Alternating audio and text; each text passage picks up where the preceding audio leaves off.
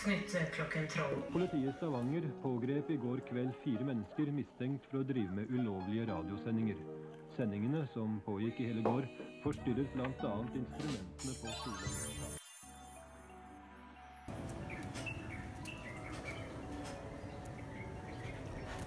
God morgen fra Filippinene.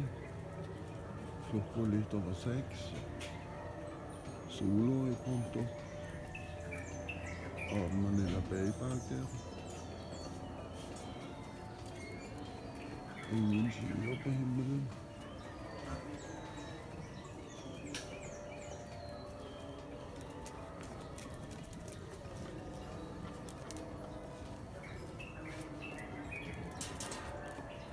Høyeste temperatur i dag vil bli 32 grader. Ha en god dag alle sammen.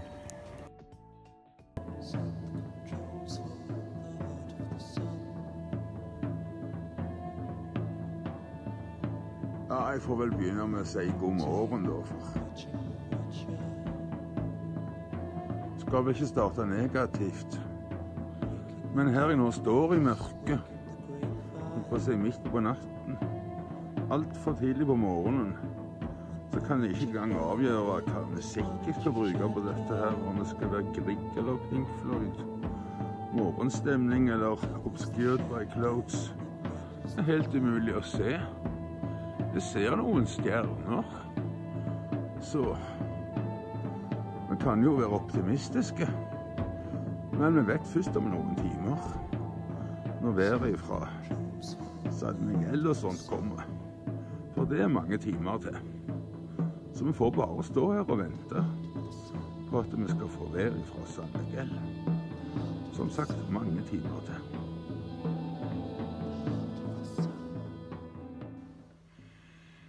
Ja, riktig god tirsdag, og velkommen til en kaffeblogg, produsert midt på natten. I hvert fall denne delen av den. Ja, jeg sa det lenge til der kommer vær ifra Ove, og det er det fremdeles lenge til. Men jeg sitter her og kjeder meg rett og slett. Det er ingenting å se på radio, det er ingenting å høre på TV. Ja, var ikke det motsatt da? Ja. Kan godt høre på TV og se på radio, det går helt fint. Se den fine radioen, kan jo se på den. Ja. Nei, altså... Så jeg fikk rett og slett bare lyst til å begynne å lage kaffebloggen en gang. Se hva innslag vi har. Så er det sånn at... Jeg er nesten glad at jeg ikke er i Santa Fe nå. For der ser det ikke noe særlig kult ut, altså. Ved Santa Fe. Hei, godt folk! I går hadde vi deilig vårvær. Oi, det skulle jeg visst ikke ha gjort. Og i dag så har vinteren returnert. Plutselig nok så var det ganske fint i dag morges, men det har, som dere ser, snudd. Ja, nå ser jeg jo nesten ingenting. Ja.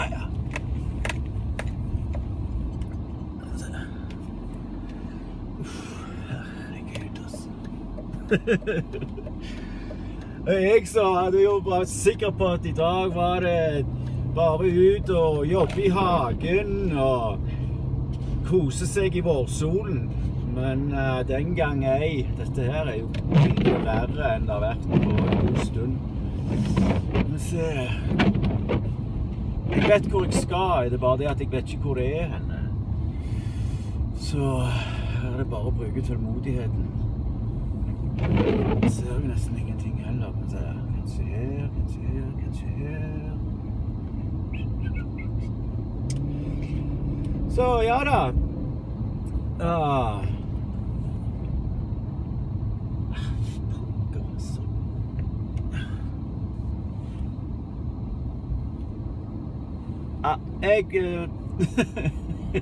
Jeg finner vel før eller siden den veien jeg leter etter.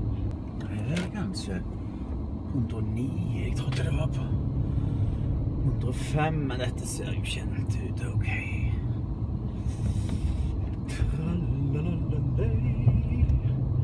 Hipp hurra for varmeapparat i bilen. Der er trekuttebilen som jeg hadde besøk av for et par uker siden.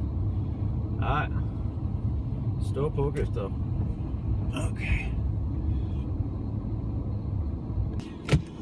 Ok, men da var mitt lille oppdrag her utført.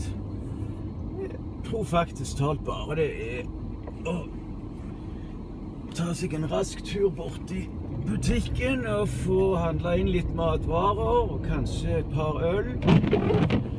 Og så bare si at denne dagen her er ikke noe mer å bry seg om. Det er heldigvis ikke noe kaldt, og i morgen så skal vi ikke ha denne her driten her, ifølge værmeldingen. Jeg trodde ikke at dette her skulle blåse inn, for det var så fint i går, men vel. Det veksler litt her i Ville Vesten. Eller, det er vel helst oppe i The Rocky Mountains det er så vekslende. Og denne vinteren her har jo, som jeg jo har nevnt nå, til det kjedsommelige vært aldeles forferdelig. Ha det bare godt, folk.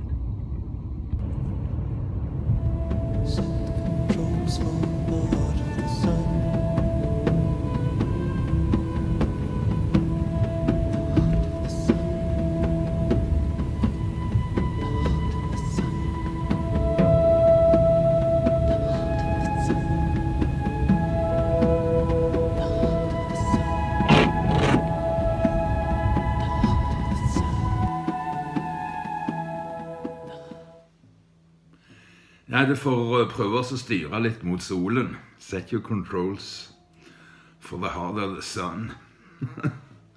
Ja, på oppfordring fra deg, Knut, eller i hvert fall på tips fra deg, så fant jeg jo den der Dagbladet sin versjon av snømåking i Trollstien. Dagbladet er jo så greie å ha med, gjør de. Hvis du spør de om å bruke en video, så sier de alltid ja. Jeg pleier bare å skrive det i kommentarfeltet på en video, sånn. Kan jeg bruke denne i Kaffebloggen? Da går det vanligvis veldig korte stunder, så skriver jeg selvfølgelig kan du bruke den i Kaffebloggen så lenge at du forteller at den kommer fra Dagbladet TV. Så det er greie å ha med å gjøre. Det var vel Dagbladet TV opprinnelig av denne neste videoen ifra også. Det er ikke logo på den, men det får vi stå sin prøve. Jeg tror det var de han kom ifra uansett. Det viser også hvor håpløst det er i Norge av og til. Huff og huff, altså, for en video. Se her, grusomme greier. Det er bare ikke. Men jeg skal lage en snutte da, så sender du. Det fikk jeg på. Det får du på video. Da ferdig.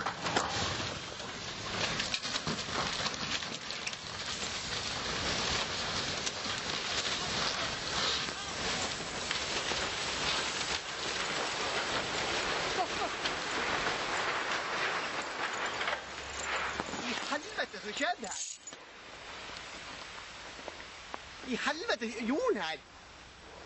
Altså, send på. Det fikk jeg på. Det får du på video. Da ferdig.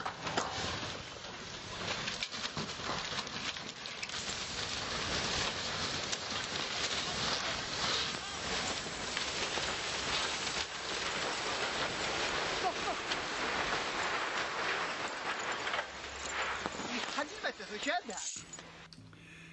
Ja, det gikk nå heldigvis bra med begge sjåførene. Du ser han ene, han klarer å hoppe ut.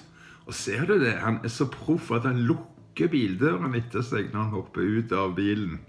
Og han så det ber ut forbi med, han klarte seg ganske bra, han også. Heldigvis, da, heldigvis. Ja, for et par dager siden så hadde vi jo en sånn kjekk konsert, så Raffen 79 ga oss ifra Sandnes. Jeg må si at det, vet du hva jeg gjorde etterpå? Altså, jeg liker jo veldig godt Pink Floyd, men jeg har sikkert ikke hørt Maguma på 15 år. Jeg har jo Maguma på CD. Men om jeg har noe som kan spille sånne optiske lagringsenheter nå, Jo, jeg skulle sikkert klart å funne en, men jeg tok rett og slett og lastet den ned på iPhonen min. Så i går når vi satt og spiste, så hørte jeg på Maguma. Ja, på restauranten da. Det var jo litt av en spesielle ting å gjøre. Nei, kultur det veldig kjekt. Jeg fikk et kulturinnslag fra Ragnar Kisten i går. Så velkommen som bidragsyter til Kaffebloggen, Ragnar Kisten. Det du gjorde i går, du skrev det i chatten, det litt farlig. For chatten det ikke noen sånn permanente tekster. Men jeg glemte ikke ut at jeg hadde lov til å se en video som du skrev i chatten. Men det bedre å skrive det i kommentarene, for da ligger det sånn permanent hele veien. Men nå over til Ragnar Kisten sitt kulturinnslag.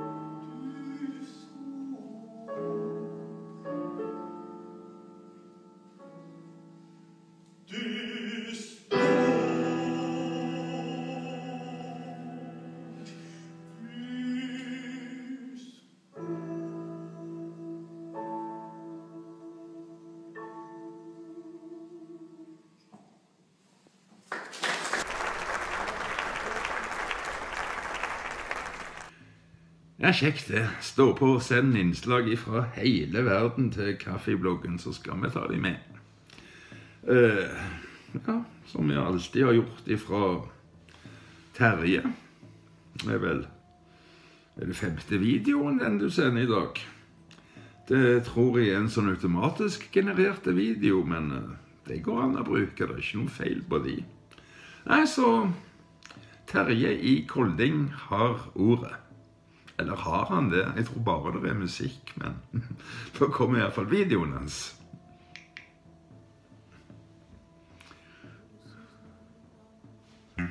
Nå.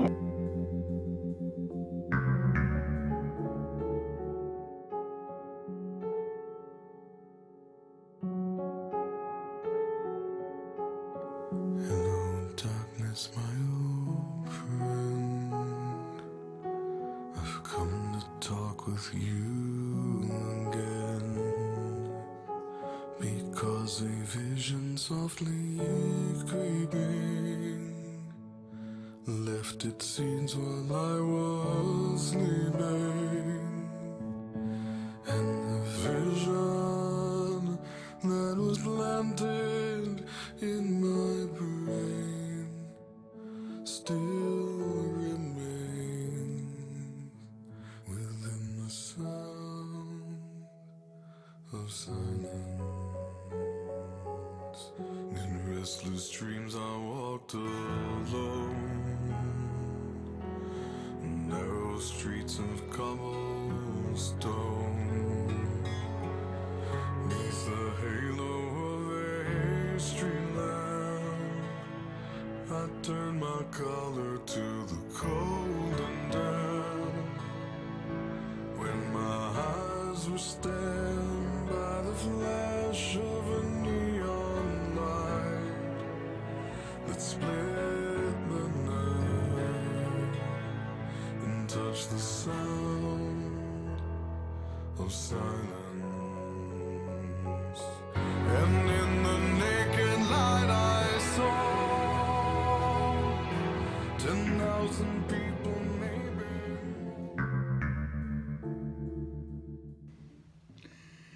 Ja, kjekke bilder det, Terje. Takk for de. Jeg sitter her og hører på Morgennytt på NRK P2.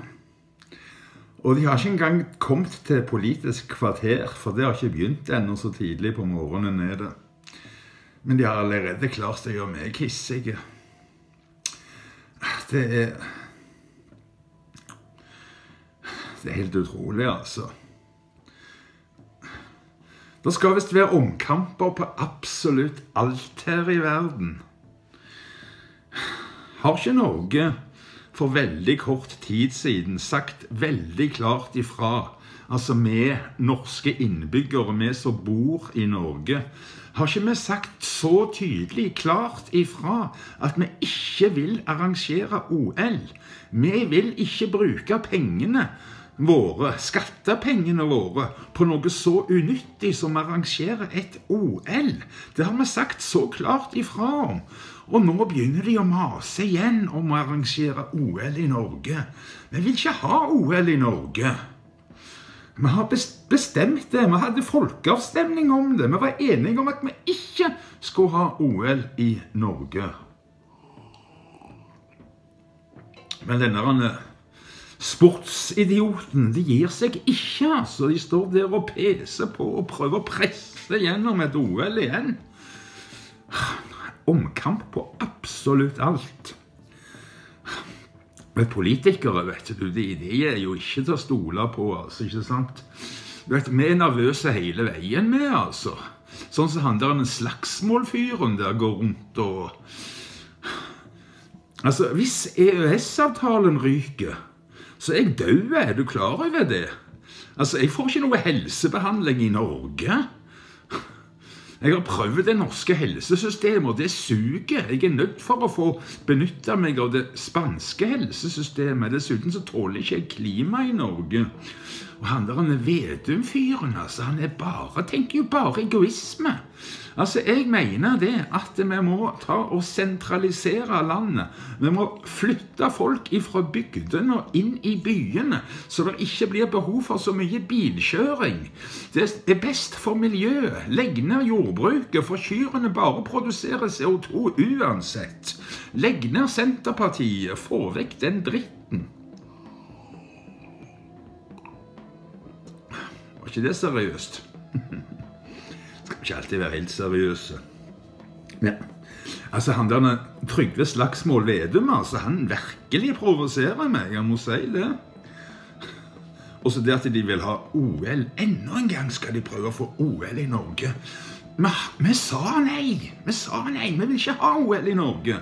Vi vil bruke pengene på de gamle og de syke. Jeg er oppgitt. OL, altså. Enda en gang. Nei, nå begynner vist været å komme inn her, så jeg kan sette over til San Miguel. Jeg må tilstå at det ikke er helt sant. Jeg sitter nå fremdeles og venter på det. Jeg tror at været fra San Miguel kommer i løpet av den nærmeste timen. Så da etterpå så kan jeg filme Øygården og sånt noe. Men over til OL. Nå skal vi til San Miguel, selv om det går en time før det kommer.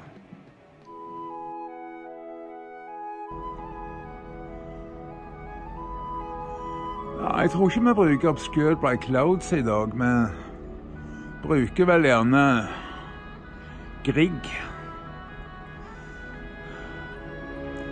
Ja, for det så ikke håpløst ut.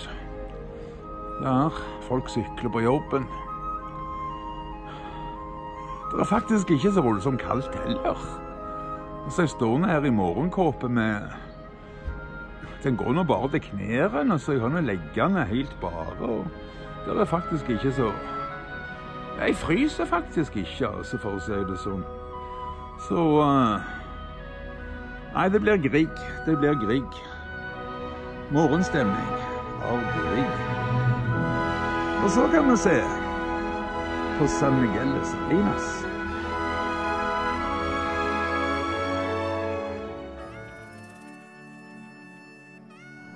God morgen her, der fra San Miguel. Ja, det en lette dis denne morgenen her. Det kommer til å bli sånn lett skyet. Hvis det blir noen skyer i hele dette. Det kommer til å bli rundt 15-16 grader, og nattemperaturen ligger på 10 grader. Vinden derimot kommer til å stige opp mot 8-9 meter sekund. Sola kommer til å gå ned ca. 8 minutter over 6:30 i kveld. Ha en riktig god dag alle sammen.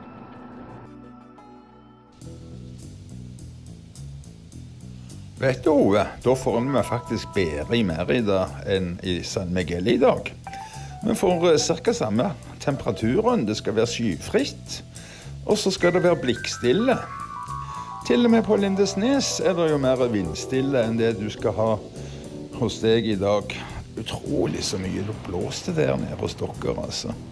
Det er vel litt av det som er negativt med tørre værområdet.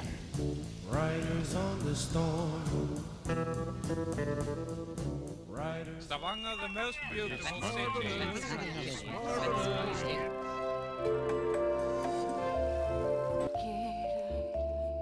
Ja, det så noe veldig stille ut i Stavanger også, så kanskje det er håp for at det har stillet opp i Øygarden også, sånn at de kan gå i gang og heve denne fregatten. Jeg tror han blir liggende til langt ut på sommeren for min del, men jeg får nå se. Over til Øygarden.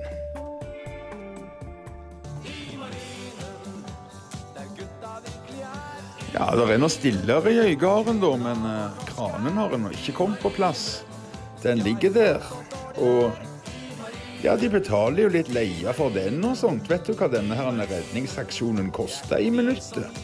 Det er ganske billigt. Det er bare 4.000 kroner minuttet.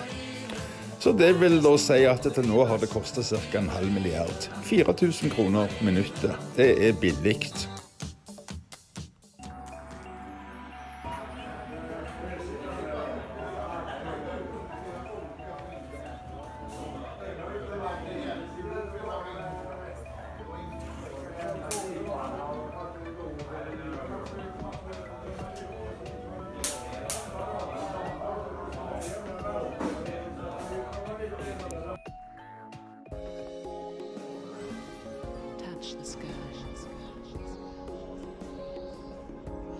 Holdt på å si de skulle flytte Øygarden til Merida. Jeg vet ikke helt hvordan det gjør sånn rent logistisk da. Nei, men her er det blikkstille. Som alltid. Det er ikke... Skal vi zoome inn på det, så vi ser noe, kan se noe bevegelse i de der tynne greinene der, det kan ikke jeg. Jeg står her fremdeles med bare legger i morgenkåpe, og jeg kjenner ikke antydning til at det er bevegelse i lufta. Det er sånn som det er her. Nesten alltid. Nei, jeg tror vi får en fin dag i dag. Ja, kanskje det blir over 20 grader også. Det er så vindstille, det skulle ikke forundre meg. Ja, det var beværet både her og der. Jeg vet ikke hvordan det så ut, for dette her har jeg tatt opp lenge før jeg har sett på været. Jeg har ikke fått værinnslag fra Oe, jeg har ikke spilt en vær fra Lindesnes, ikke fra Stavanger, ikke fra Øygarden. Jeg trenger ikke gjøre alt helt kronologisk alltid. Det er jo dere som ser det, som skal tro at vi har gjort det. Men du vet, TV er bare juks, det har det alltid vært.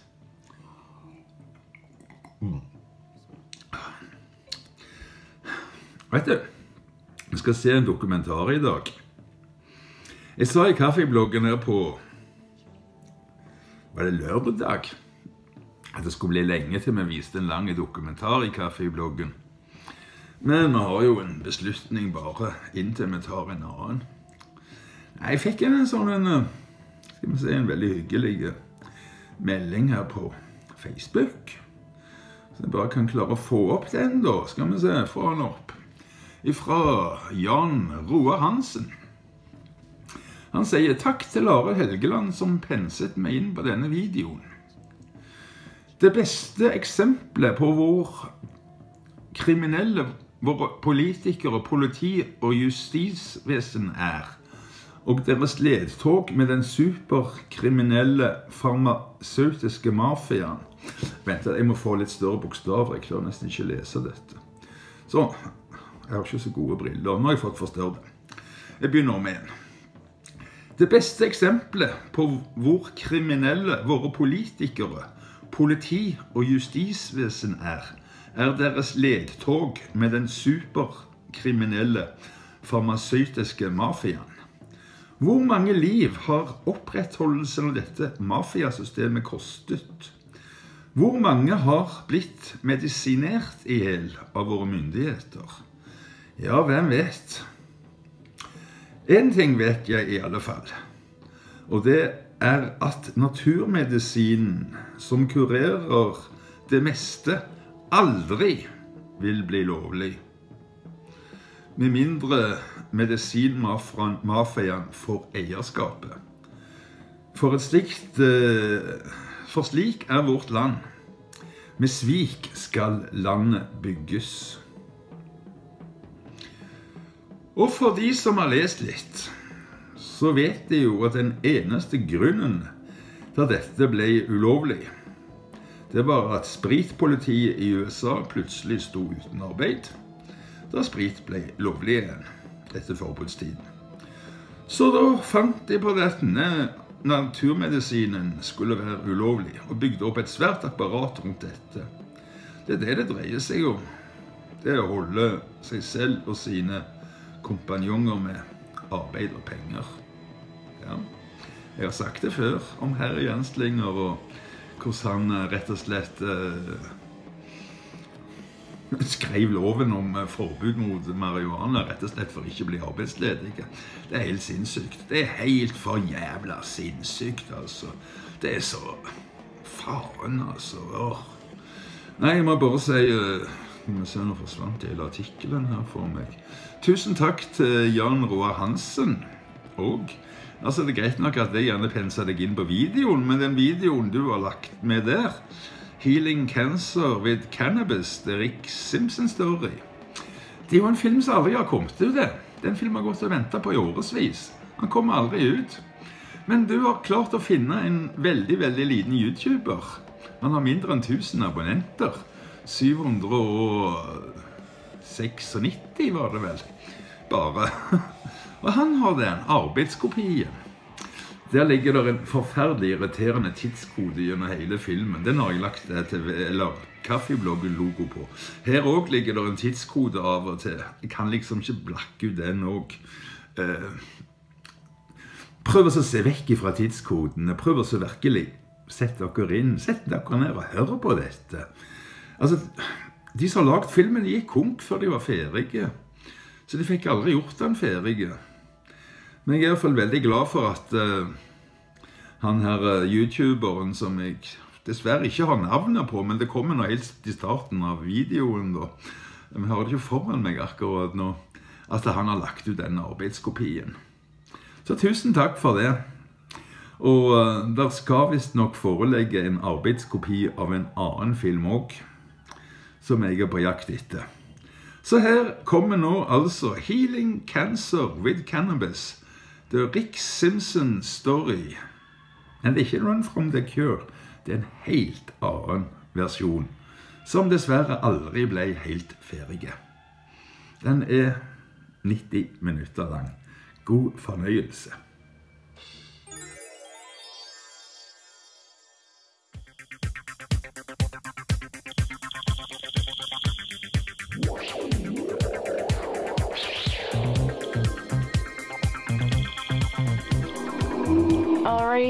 Rick Simpson stories coming on about the raid.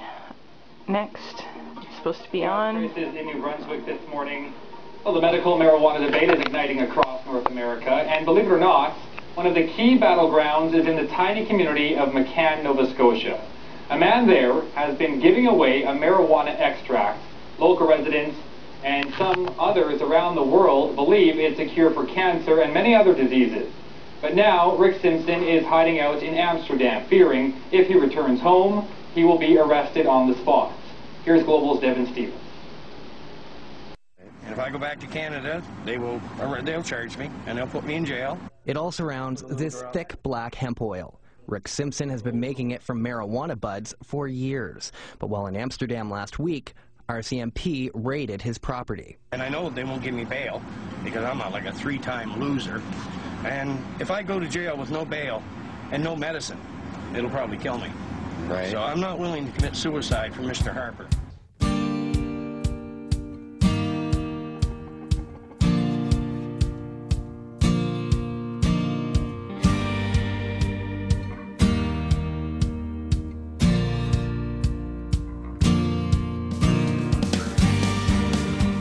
When I was a young boy, growing up, I was proud to be a Canadian. We were beloved around the world for our efforts in World War II and our reputation as being generous, compassionate. Canada was a world leader, showing the strength of our ancestors and our innovative nature, uniting a country through all its different terrains and all its different people. In this vast, beautiful, beautiful land.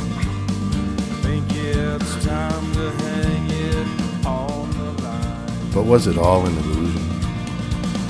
Over time, the Canada that I knew began to change. It seems that policy began taking precedence over people. Well, I don't believe I've seen your face. And I'm tired of acting too late. I heard stories of a man in Nova Scotia who claimed to have healed people of cancer using cannabis oil. As I thought I'd never come home. Had the government suppressed cure for cancer? And had it been discovered right here in Eastern Canada? I'm not sure if I believed it at first.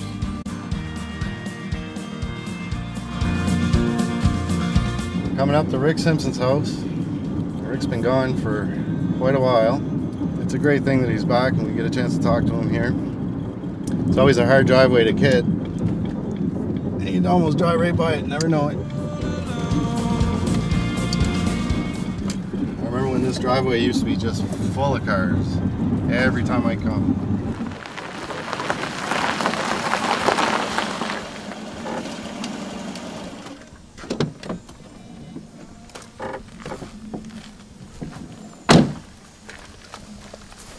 Hey there, big guy. Hey, Chris.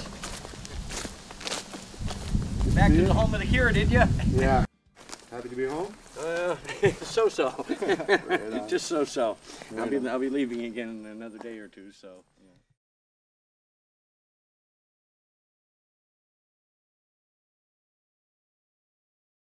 The story really begins in 1969, when my 22-year-old cousin was diagnosed with cancer.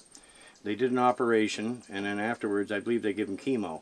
And he dropped from 200 pounds down to 120 pounds. Then 3 years later, in 1972, well, actually the doctors had said at the time they thought they got it all. But 3 years later, in 1972, he came home on vacation, and we were talking one day, and he collapsed right in front of me. And I suspected it was probably the cancer back, but I was hoping it wasn't. And of course, he went back to Ontario, and as soon as he went in and seen the doctors, they just said, you've got 3 to 6 months to live. So he came back to Spring Hill, and within 3 months he was dead. And I watched him grade down to about 55 pounds. It was just horrible.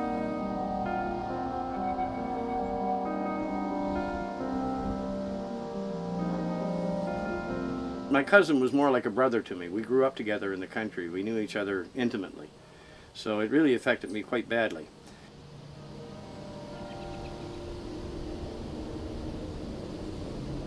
And then about 3 years later, I was leaving work one day. I worked at All Saints Hospital in Spring Hill. And I just got in the car and I turned on the radio, and the local radio station in Amherst, CKDH, they were reading a report on the radio station about the THC, the active ingredient in marijuana, killing cancer cells.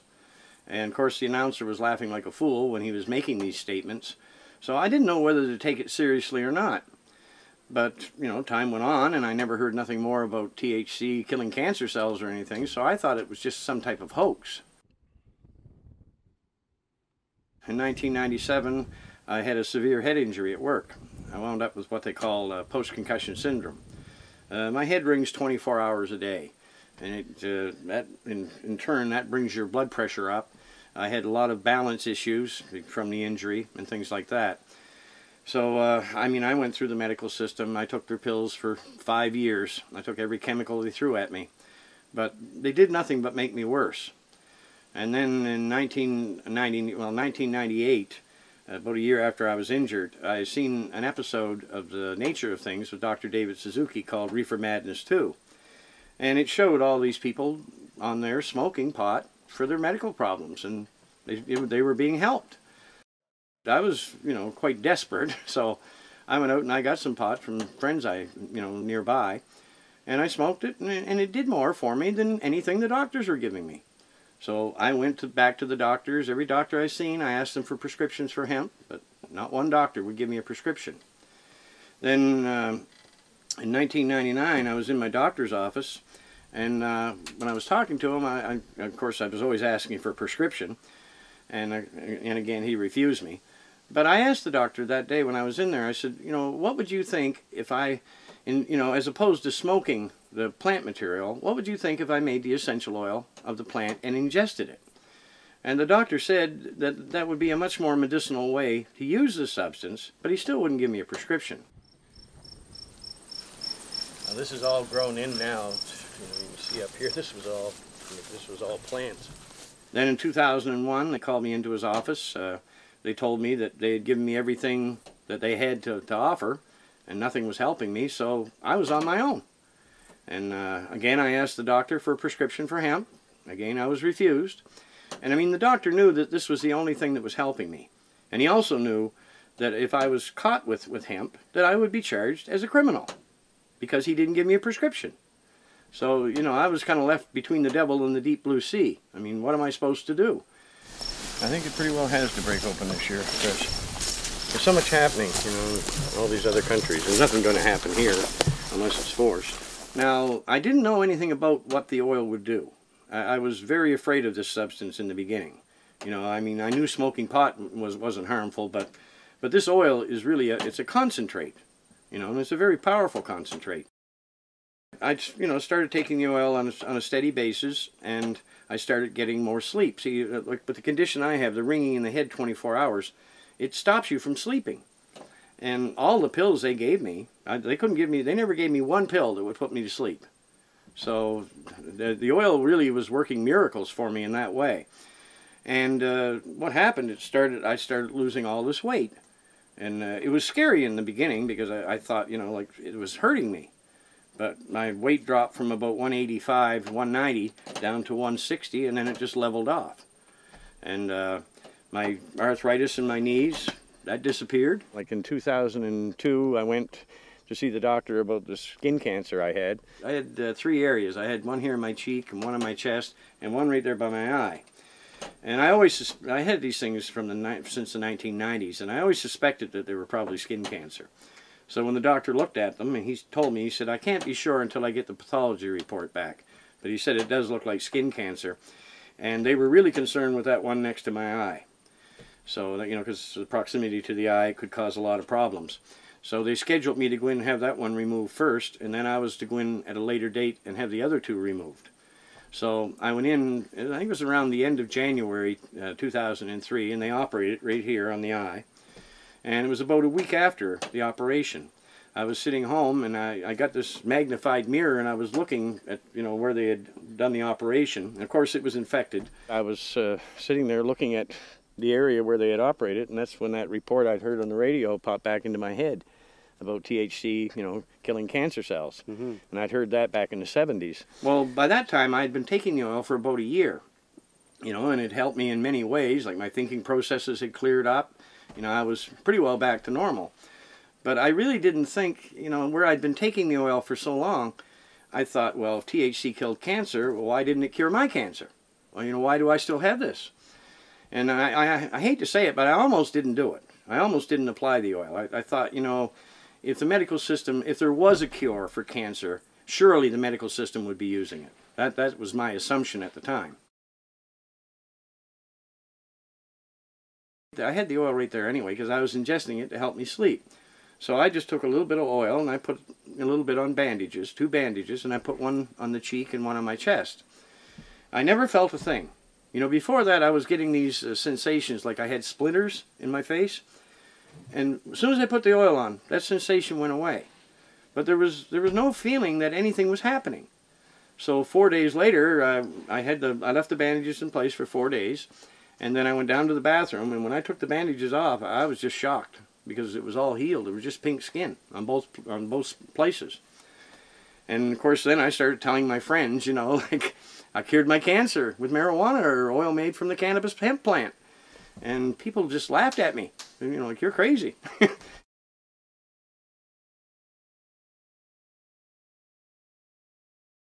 After a few weeks of people laughing at me, they turned this one that they had surgically removed, it came right back. And I watched it develop, and that same swelling and the bleeding and the splinter feeling in the face. So I just put a little dab of oil in a bandage, put it on there, left it on for 4 days. When I removed it, it was all healed, just pink skin. Now this is 2012. That was back in 2003 when I did, early 2003 when I did this. I've never retreated these spots. So once I seen this one heal up, then I went down to my doctor's office because they had taken a sample when they done the operation. So I went down to get the pathology report. When I went in, I asked the doctor's, well, it was his wife. She was the receptionist, the doctor's wife. So I asked her for a copy of the report, and I looked at it, and it said right on the report, basal cell carcinoma. That's skin cancer. So I told her that day, I said that, you know, that cancer had returned. And so I explained to her that I had cured that cancer and the other 2 using hemp oil. And the minute I said hemp oil, the woman just went ballistic. I mean, I was in my doctor's waiting room. There was 5 or 6 other patients there. And as soon as I said hemp oil, you could just see her, like she hunched. She went like that. And the doctor will not go there. The doctor will not prescribe this. You know, and she was doing it very loudly.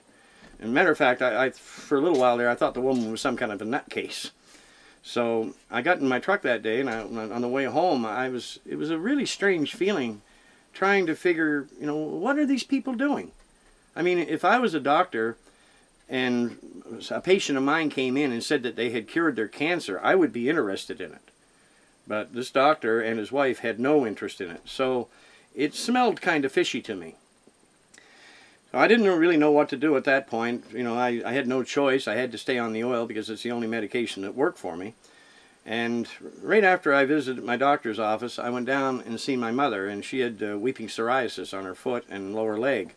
And so we used the oil to heal that. I started supplying oil, you know, like to different people I knew with skin conditions. I started offering the oil to people I knew, and it was working on everything. And then more people, like their friends, would come. So it was building and building all the time. I started a campaign in 2003 to alert the government. I mean, I went to all the political parties. I went to the Cancer Society. We even went to the United Nations. We went everywhere about this. You know, nobody would lift a finger. How long did it take to plan all that? Oh, we worked 2 or 3 days. You know, actually longer than that because I built up some of the beds. You know, raised them up a bit so the plants would grow better. But there was a lot of work went into it, and some of my patients come over and they helped me plant it.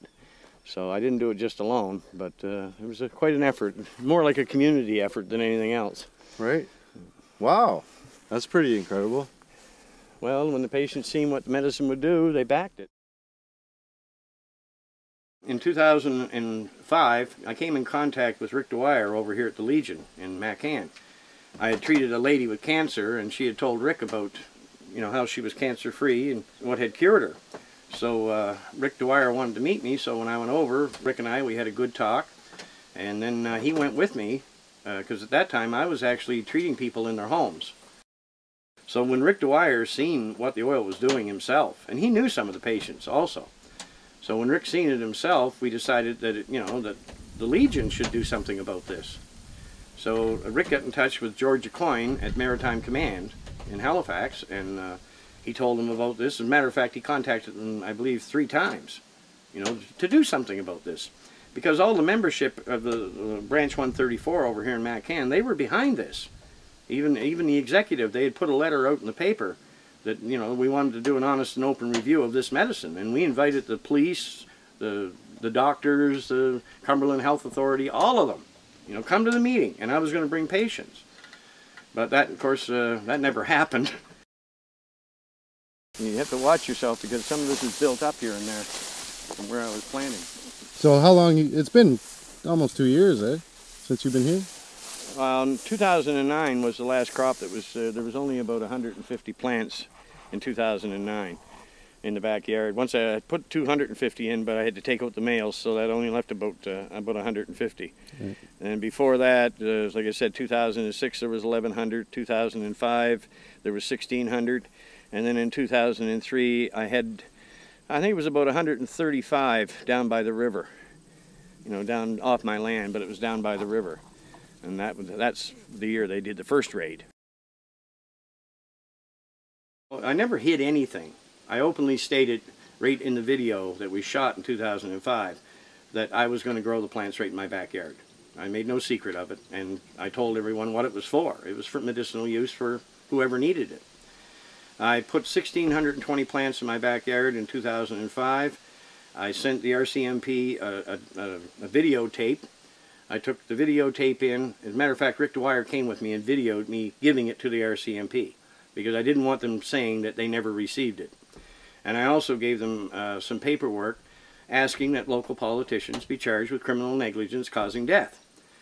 So 3 months later, on August 3rd, 2005, the police came in and raided me. I really thought that, the government would take an interest, and within a matter of 6 months, I figured this medicine would be becoming available. But instead, they did just the opposite. They persecuted me, and it was just horrifying when I realized, what they were all about. Oh, they put on quite a show here, One of them actually stayed here on the deck with me. A female officer stayed here on the deck with me while her fellow officers were down there cutting the cannabis down. And she told me right there on the deck that day, she said, "I believe everything you're saying." And I just looked at her and I said, "You know this cures cancer." I said, what are you doing? Where are your morals? Your friends are down there cutting down the cure for cancer, for God's sakes. What's wrong with you people? And then she just clammed up. She wouldn't talk anymore. How many treatments did you lose? Like, do you figure? Oh, well, if you just take the numbers alone, I mean, when you look at the 1,620 plants in 2005, another 1,100 plants in 2006, well, you're talking hundreds and hundreds and hundreds of treatments, that people didn't get, and I was giving it away for nothing. And people were waiting for that? Did you? Oh, yes, yes, a lot of people were waiting. In 2006, when the RCMP came in again and did the second raid, or third raid, then actually the community was outraged. That's when we decided to call the meeting and invite, the health authority, everyone in, the police, the doctors, all of them. Bring them in. Here's the patients. Now let's have an open conversation about this. But the day that was to take place, the Royal Canadian Legion's Maritime Command, with the aid of the RCMP, they came in and they shut our local Legion branch down. So it just blew my mind. When you look at the Legion's own handbook, it says, they're there to represent the interests of veterans and their families. So they should have done something about this. But instead, they got right in bed with the government and went along with shutting the Legion down and everything. And that's the reason I've stated that, as far as I'm concerned, the Royal Canadian Legion is a total fraud. It should be disbanded.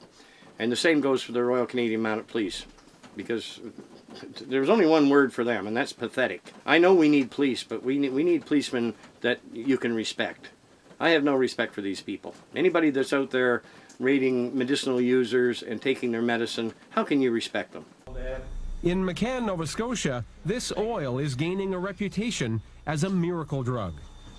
That's the cure right there. Oil extracted from marijuana plants. Rick Simpson has been making it and giving it to friends and neighbors. He calls it hemp oil. Others know it as weed oil. In small doses, he says, it makes you well without getting you high. Well, you can't deny your own eyes, can you? Now, here's somebody dying from cancer, they're not dying anymore. Here's somebody that had something else, well, they're cured. And this is what's doing it. The McCann branch of the Royal Canadian Legion was impressed too. So impressed, it hosted meetings like this one, aimed at spreading the word about hemp oil. But when they planned a big public meeting, higher-ups at the Legion shut them down. The provincial command came here the day of the meeting, and they come in, they locked the doors, and then I come into the yard, and I had 2 RCMP officers here that told me I was not allowed on the property. They are using the Royal Canadian Legion, its name, its insignias, and the buildings as a platform to promote the use of hemp oil as a medicinal drug. I don't care if this medicine comes from a tomato plant, a potato plant, or a hemp plant. If the medicine's safe and helps and works, why not use it? For Rick Dwyer, it's an emotional issue. One of the testaments to hemp oil's healing power is his father, a military veteran suffering from lung cancer. And this last time I was in, I didn't know it, but they said I was going to die in 24 hours, but I didn't. So I took the oil and everything worked out right. But the Legion isn't budging. They've suspended the entire executive of this branch, along with any activities planned for the building, until they install a new management team. There is no provincial or federal regulation which states that this marijuana can be grown and produced into hemp oil for medicinal purposes. And therefore, it's illegal as far as the province is concerned. And the Royal Canadian Legion does not back illegal operations. Simpson has had trouble with the law. The RCMP confiscated 1,600 marijuana plants from his backyard last year. Plants he claims were grown for medicinal purposes. A court case is unresolved, and so are questions within the Legion about whether hemp oil is medicine or menace. That goes against the general bylaws of the Royal Canadian Legion. What I did, I'm proud of what I did. I'm proud of it. And for now, since the Legion is the town's only meeting place, getting the word out about hemp oil will prove to be more difficult. In McCann, Nova Scotia, this is Global National's Ross Lord reporting.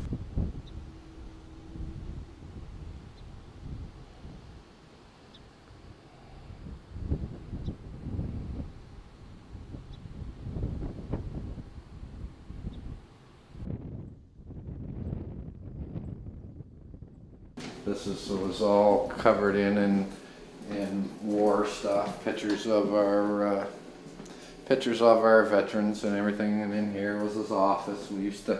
Some of us would come down here in this old office and figure out, you know, what we was going to do, fundraisers and stuff. We had a lot of fundraisers here for the community, like for sick people and stuff like that. We would put a lot on for them. And you said how long you were in the Legion? It was 20 years. I had my 20-year pin. In 1995, I became president, and I was secretary for a short term, and past president for 10 years. I also was bingo chairman at one time, entertainment chairman. So pretty accomplished Legionnaire.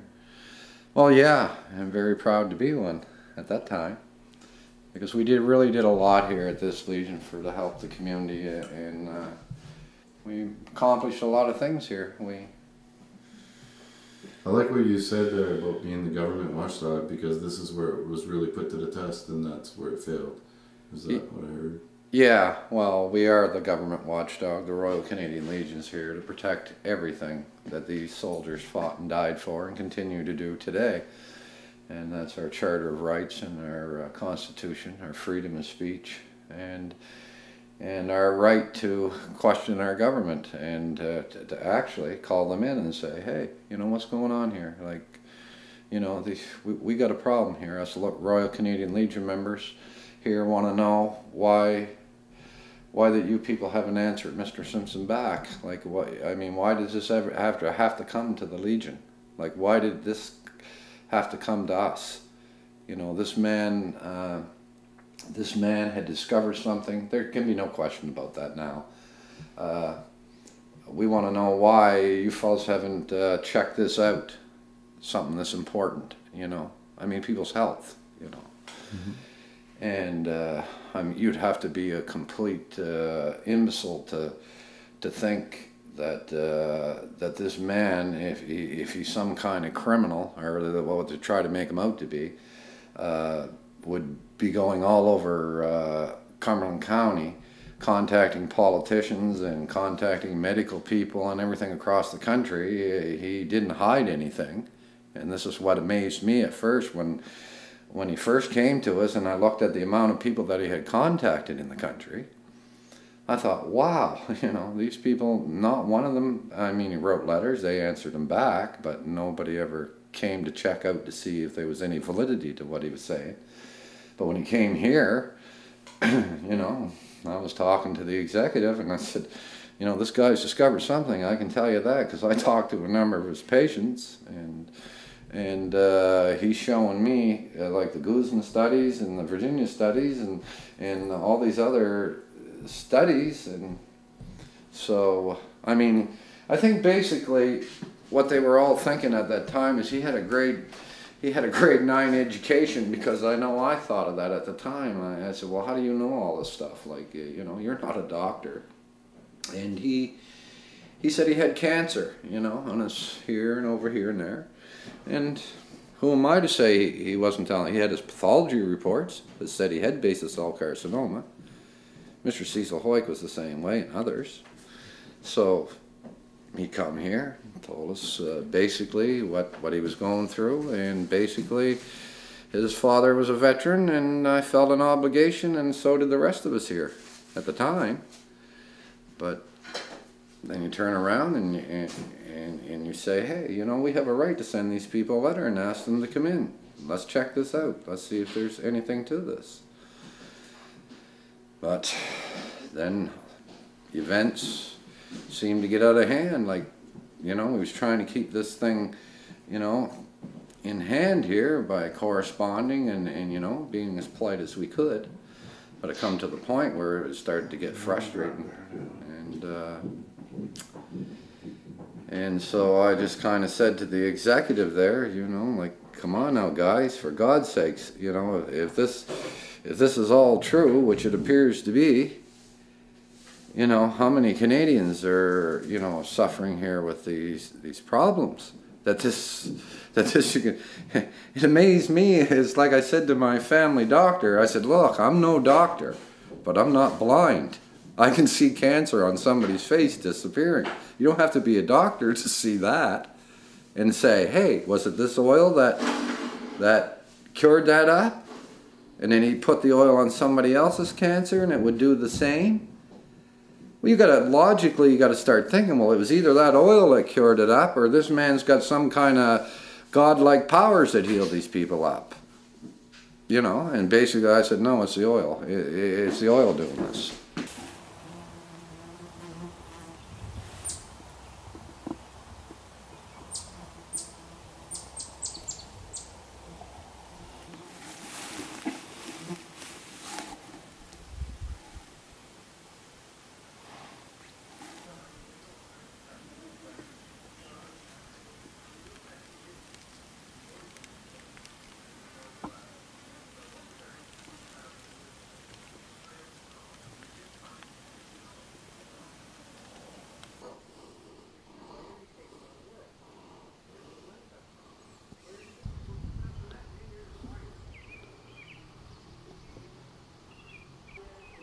It wasn't unusual to see, you know, 4, 5, 6 cars in my yard.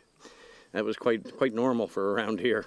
I had a very large clientele. Yeah. It's like I said, it wasn't about the money. I mean, if I had the medicine and if I could grow the plants and produce the medicine, I was giving it away. But the demand got so great, and with the police, you know, taking my crops, the only other thing you could do then was to go out and buy the material needed from local growers. So a lot of the time I acted more like the middleman between the patients and the growers. Okay. I was arrested. I was charged with trafficking, possession, and cultivation.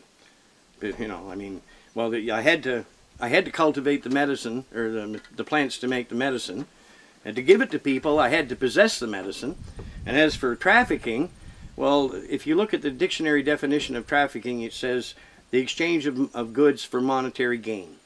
I didn't gain anything. So it really wasn't trafficking. I mean, I was giving the medicine away. But of course, the legal system, they have a different definition for trafficking. So this all went on. I mean, I started then down the road through the court, through the legal system in Canada. And that's a horrifying experience, believe me.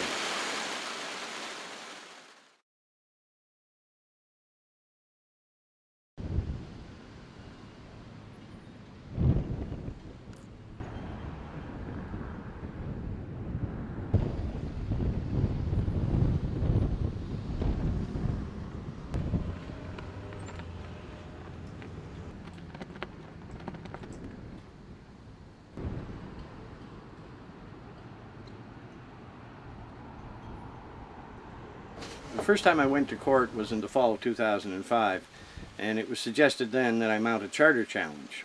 And the judge told me to put out affidavits and to get as many affidavits as I could into the court system by March of 2006. So I went out, I put out 120 affidavits. I could only collect 48 affidavits out of 120. And that's really when I more or less started figuring out what the human race was about, because I went to people that I had cured with cancer, and they simply said they didn't want to get involved. You know, it was nice that the medicine had healed them, but they weren't concerned with other people's problems.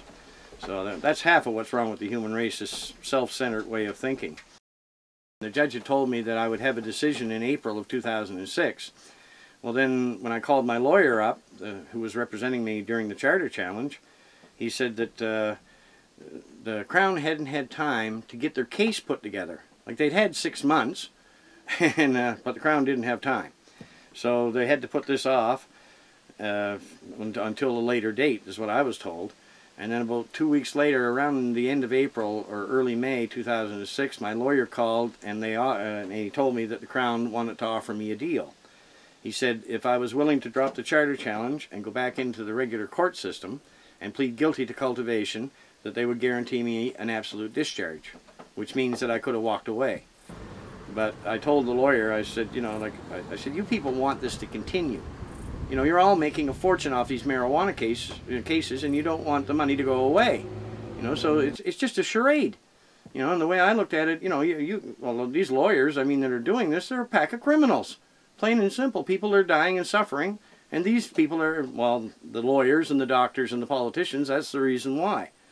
So I found the whole thing very disturbing, and I told the lawyer, I said, I'll have nothing to do with these criminals, and I won't accept any offer or any deal that they're proposing. Just before my charter challenge, there was a federal election called in Canada. So I ran as an independent in that election on this issue. Of course, they didn't let me speak in a lot of places, and believe me, independents are not used fairly. They always say these things like, if you don't vote for a party, you know, you're wasting your vote, and that's a bald-faced lie. If you're voting for a party, you are wasting your vote, because these representatives of these parties are going to toe the party line. The only people that are going to represent you are independent people. That's who we should be electing. We went through the whole thing anyway as best we could, and of course that didn't do much good. I think I got 524 votes, but better than nothing. And then my charter challenge came up just before Christmas in 2006. We went to the court. The judge, I had 48 sworn affidavits. All he said, he looked them over, he said they were anecdotal. And I don't see anything anecdotal about the use of this medicine. It's been around for 5,000 years, but that's what the judge called it. And he said that I presented no life-threatening conditions.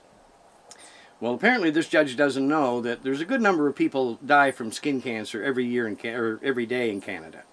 And on top of that, this condition I have, this post-concussion syndrome, it can badly affect your blood pressure. And what happens with a lot of people that have the same condition I have, they wind up committing suicide, because it's very hard to live with this constant, you know, it's like a tuning fork gone mad in your head. But with the oil, I can still get my sleep and I can deal with it as long as I have my medication. So the oil has done nothing but good for me. But anyway, going through that, the whole charter challenge affair, that didn't really get me anywhere. So I decided then that I should take it into the Supreme Court of Nova Scotia. They told me I could appeal the charter challenge, but I said to them that day in court, I said, what's the point? I said, I already know you people are standing against this. You know, so I'm not willing to go through this dance anymore. I want to see this held. You know, I want this as a court case, and I want a jury to hear it. And I requested at the time that I have that another judge be appointed, because I didn't trust the one I had. But of course, when the Supreme Court case came up, it was the same judge and the same prosecutors that I had during the charter challenge. But I thought, you know, like, well, when the Supreme Court case came up, I mean, I had 10 patients ready to testify. Some of them had been cured with terminal cancers. I had 6 doctors ready to testify. I had a box full of scientific evidence, you know, like all these reports and studies that had been done. And, I mean, I thought that I didn't think I would have any trouble introducing this evidence. But when they started, well, of course, the Crown, they proceed first, you know, with their prosecution. And at first there was, I think it was 6 Mounties they put on the stand.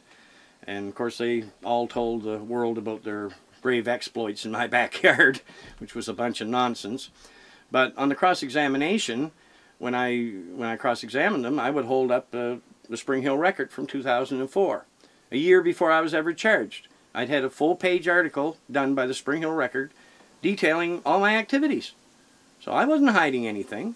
So I asked each officer as they were on the stand, I said, you know, would a criminal go in and have a full-page article done about his activities? Well, of course, they all had to admit in front of the jury that, no, a criminal wouldn't do this. It didn't even make sense.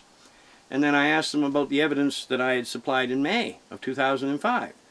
And all the officers, they all said the same thing. We know about this evidence, but we've never seen it. And I said, well, is it common practice for the RCMP not to look at evidence? And, of course, the RCMP, the officers, they just sat there with a stupid look on their face. And the judge never forced them to answer, which he should have done that. He should have forced them to comply. But they didn't. And then they put their marijuana expert on the stand. And that guy didn't know anything about marijuana or cannabis or any of it. He was just totally misinformed about everything. Basically, I made a fool out of him on the stand. He didn't know his topic, and I did. But right after that was done, well, then that was the end of the prosecution's case, or supposed to be. So then I was to present my case. So then the judge asked me, he said, well, how do you intend to proceed? And I told him, I said, I want to put the patients on the stand first, and then I want to put their doctors on the stand. And that way the doctors can't lie. And so the judge looked at me and he said, well, this has nothing to do with your case. It has no bearing on your case. And I said, what do you mean it has no bearing? These are the people that I healed with this oil. It has every bearing on my case. But nope, as far as they're concerned, no bearing. And I mean, I was getting in a bad mood and the judge seen it. So I think just to avoid a big argument that day, he said, let me think it over overnight and we'll talk about it in the morning. So the next day I go back to court and he said, I spent hours last night thinking about this, but there is no possible way that I can allow the testimony from the patients and the doctors. So, well, there's nothing much I could do about it. They wouldn't allow them to testify. So then I turned around and I said, okay, I've got the scientific evidence. So I tried to introduce that. And then they turned around and they said, you cannot introduce scientific evidence unless you had the person that actually put the studies out present in the courtroom. So I couldn't even use that.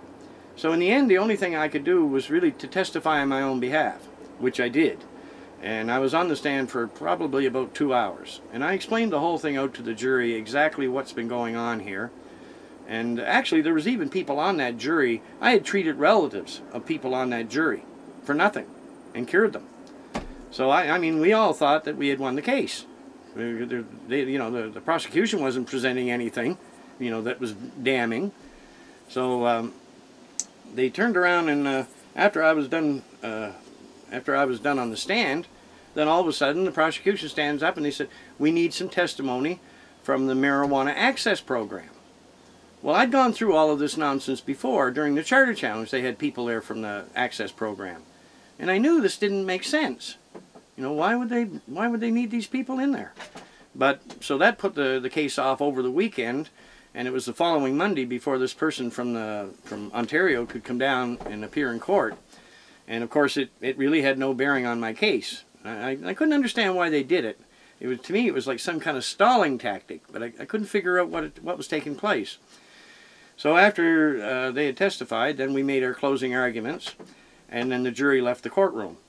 3 hours later, we were called back to court. They said that the jury had reached a verdict. So when I went into the court, the prosecutor from the Justice Department, Monica McQueen, she was there, and the judge and everyone. But Doug Shatford, the Crown prosecutor, he wasn't present. So I was sitting there in the courtroom looking around, trying to figure out what's going on here. And then finally Shatford came in and he sat down, and a couple minutes later the jury came in. And so I stood to receive the verdict, and I was just shocked, you know, guilty, guilty, guilty. And I was like, guilty of what? Healing? You know, this is insane. And but it was a very strange experience. That day when the jury left the courthouse that day, their heads were all, their chins were almost on the ground. And I looked right at the judge that day, and I told him point blank, I said, look, you might as well lock me up right now, because I said, if you don't, I'm just going to continue supplying that medicine until I'm sentenced. But the judge never said nothing. So we left the building, and of course I continued on treating people as the best I could, you know, the best way I could.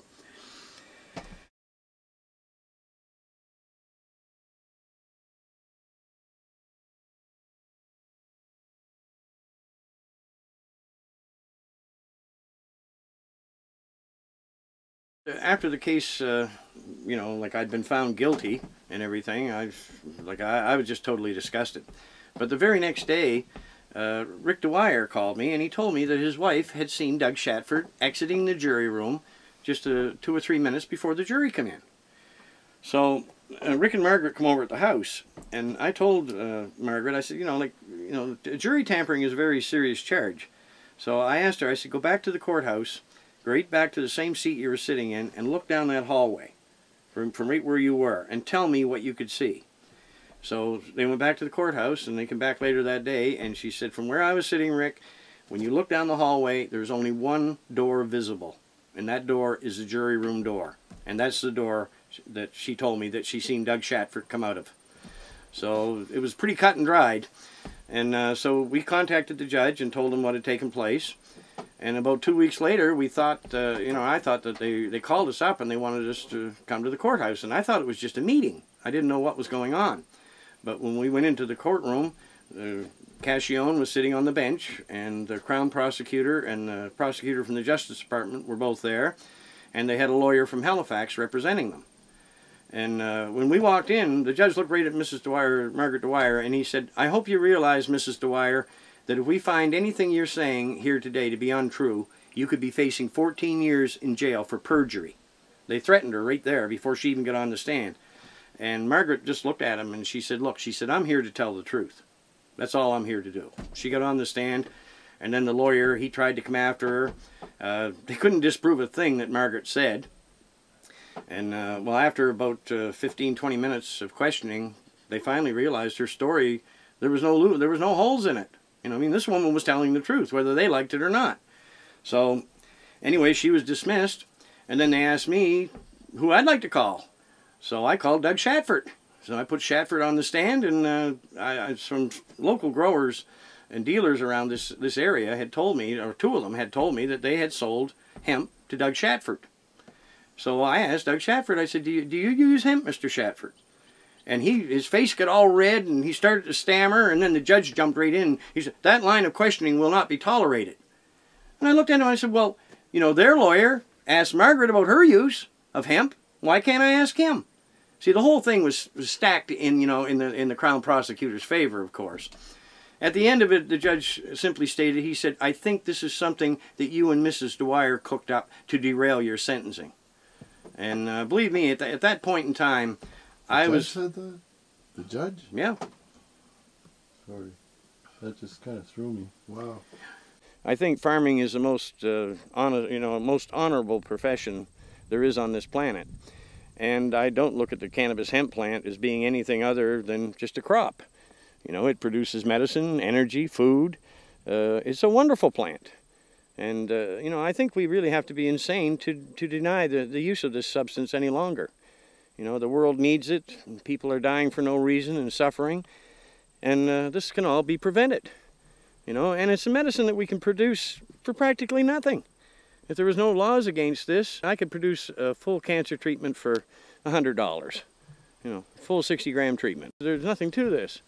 You know, I encourage people to grow their own and produce their own medicine, you know, until we have something. Well, I think everybody should be allowed to do that forever anyway. But, you know, for those who can't grow it themselves or live in cities, well, then people like myself could supply the medicine at a very reasonable cost or on a donation basis. And I would like to see some mechanism set up with governments so people that didn't have any money could still receive the treatment. Right. You know, that's the way it should be. When my sentencing come up, on I guess it was February 8th, well, about 2 weeks before my sentencing, we had started working on the documentary Run from the Cure. I honestly think that Run from the Cure prevented me from going to jail because it made the system very uncomfortable. You know, and now the knowledge was out there on the internet and everything. So the day of my sentencing, I went to the Amherst courthouse, and the lawyer that had represented me during the charter challenge, he came right out and told me, he said, Rick, he said, I'm a lawyer, and he said, I can't even explain what these people are doing anymore. He said, you beat them in court, you beat them. But he said, the corruption here, he said, I said, I can't even explain what they're doing anymore. And he was talking to the reporter from the Chronicle Herald. Tom McCogue was there too. And he told Tom McCogue right there, he said, Rick's oil is medicine. You don't find it on the street for sale. And Tom McCogue agreed. And then the lawyer started telling me about my oil being tested. And I didn't have any idea that the oil had even been looked at by the RCMP. But apparently they had sent a sample out to their lab out west. And when the results come back, it proved to be the purest and strongest oil the RCMP had ever tested. But, so that was all well and good. And, like, how did you do all the processing? How did that all happen? Like, the processing and then making it into oil and all? Well, that was kind of, in the beginning, I actually went out and I built a still. I had a stainless steel still built, and I used to use that, you know, to do the extractions. But then in 2005, when they came, they took my still. So that left me with nothing, no way to really manufacture the medicine properly. So I went to Canadian Tire a couple days later, and I was looking around through the appliance section, and I seen the rice cookers. So I picked them up, and I read the instructions, and it said that, you know, like once the rice gets so hot, the rice cooker will automatically kick itself onto low heat. Well, this is what I needed, because if it goes too hot, you'll ruin the oil. So I bought a rice cooker and brought it home, and sure enough, it worked like a charm. And, you know, in a way, it was a good thing because it gave me a simple way to tell people, this is how you can heal yourself. If you've got a rice cooker, and you've got a good pound of cannabis bud and a little bit of solvent, you can make your own medicine. You know, and that's the way, what's wrong with that? The lawyer that was hired to represent me during the sentencing, he called me into a side room there, and he came right out and said, he said, the real truth of the matter is, Rick, he said, the government wants the researchers to bring this out. And when he said this, I just looked at him and I said, look, I said, we've been waiting over 100 years for the researchers to bring this out. They've known about this for decades. They've never done a thing. You know, so I said, don't give me that line. You know, I mean, the researchers aren't going to do anything. And that kind of put the lawyer off a bit. And then I looked at the lawyer and I said, tell me something, Duncan. I said, if one of yours had cancer, what would you be looking for? Down went the head. Couldn't look me in the face. So, and that day in the court, it was kind of strange because it was the first time I ever seen metal detectors and everything in the Amherst courthouse. I think these lawyers and the judge and all that, I think they were in fear of their lives. There was about 35, 40 people showed up for my sentencing that day. We all went through the metal detectors. And, you know, there was no question that these people were supporting me. So I got up before the judge finally at the sentencing, and he admitted right there, he said, under different circumstances, he said, Mr. Simpson would be getting awards. But this is a court of law. You know, no awards given here. But the judge admitted openly, he said, in my 34 years in the legal system, he said, I've never seen a case like this. There was no criminal intent. Well, if there was no criminal intent, what was I doing in their courtroom? I mean, I should have never been there. And then, although he had never heard any testimony from any of the patients, he'd never heard any of the testimony, you know, that from the scientific evidence that I had, he'd never seen any of that. But then he came right out and stated that, you know, the scientific evidence does exist to back up everything I'm saying, and he also stated that Mr. Simpson has many patients that also back his position. And, you know, they as much admitted it, you know, we do have a medicine here that works. But the whole thing just went on like it meant nothing. This tree here, during the daytime, it was quite a big tree, and it was shading out so many of the plants. So I had to cut this tree down. But as you can see, it's quite a big area here. You know, I don't know what it is in square footage exactly, but it's a good size. And it's a wonderful place because you're right here. You know, this is a southern-facing slope, so you're getting the sun all day long. Yeah. It's a great spot for growing. Well, I was facing 12 years in jail, and it's really left to the judge's own discretion what sentence is handed down. So what they did, he gave me a $2,000 fine and a gun restriction. The gun restriction comes because of if you're charged with trafficking, automatically you get a 10-year gun restriction. Well, I had been charged with trafficking twice, so I wound up with a lifetime restriction. Although they never found a gun in any of the raids they did on my home, they never found a gun. So we left the court that day, and of course I come home, and I was very disturbed with Canada. I was just totally disgusted. I was ready to leave Canada, you know, and that's really what I wanted to do. But the very next morning, there's people banging on my door. So I just continued on, and then a couple weeks after my sentencing, I had to go back for this other charge about the tube I'd given this other girl. And of course, that was another trafficking charge. And so that gave me the lifetime suspension for firearms. What they did, I spent 4 days in jail, like over the weekend. So they just said time served, and that was it. I was free to go. I mean, what I seen in the legal system, when I watched the way they handled my case, it just bewildered me.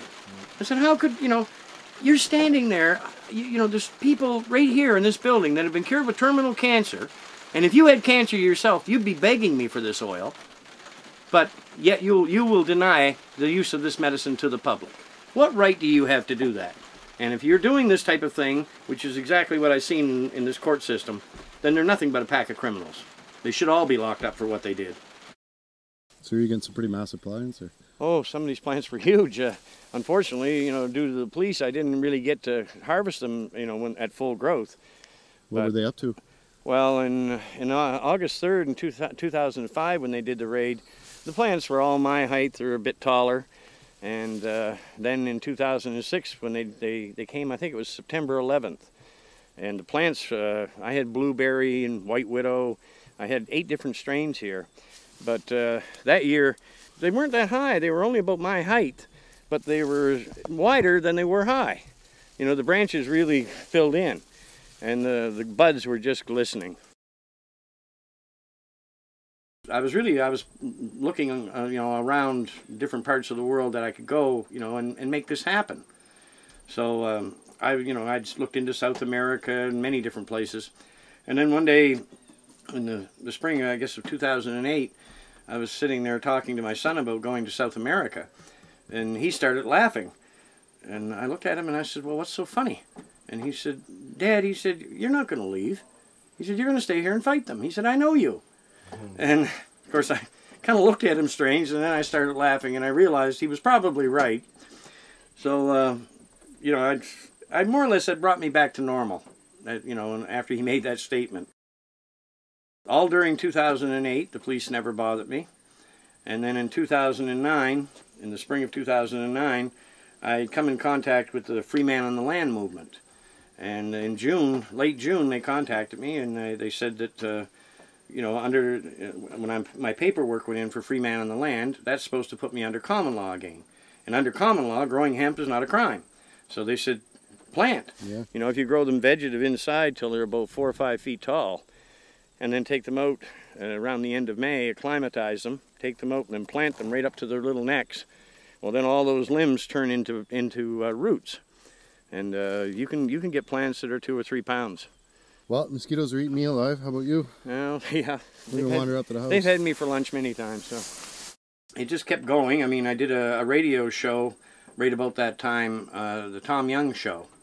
And Tom asked me when I was doing the show, he said, "Are you growing any hemp this year?" And I said, "Yes, I'm growing it right in my backyard."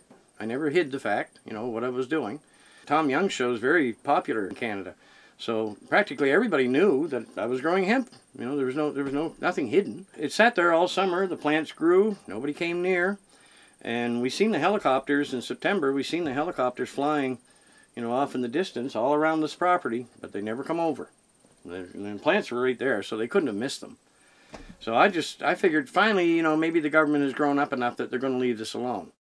Well, during the summer of 2009, I was contacted by Jindřich Bær in the Czech Republic, and they were taking a big interest in this.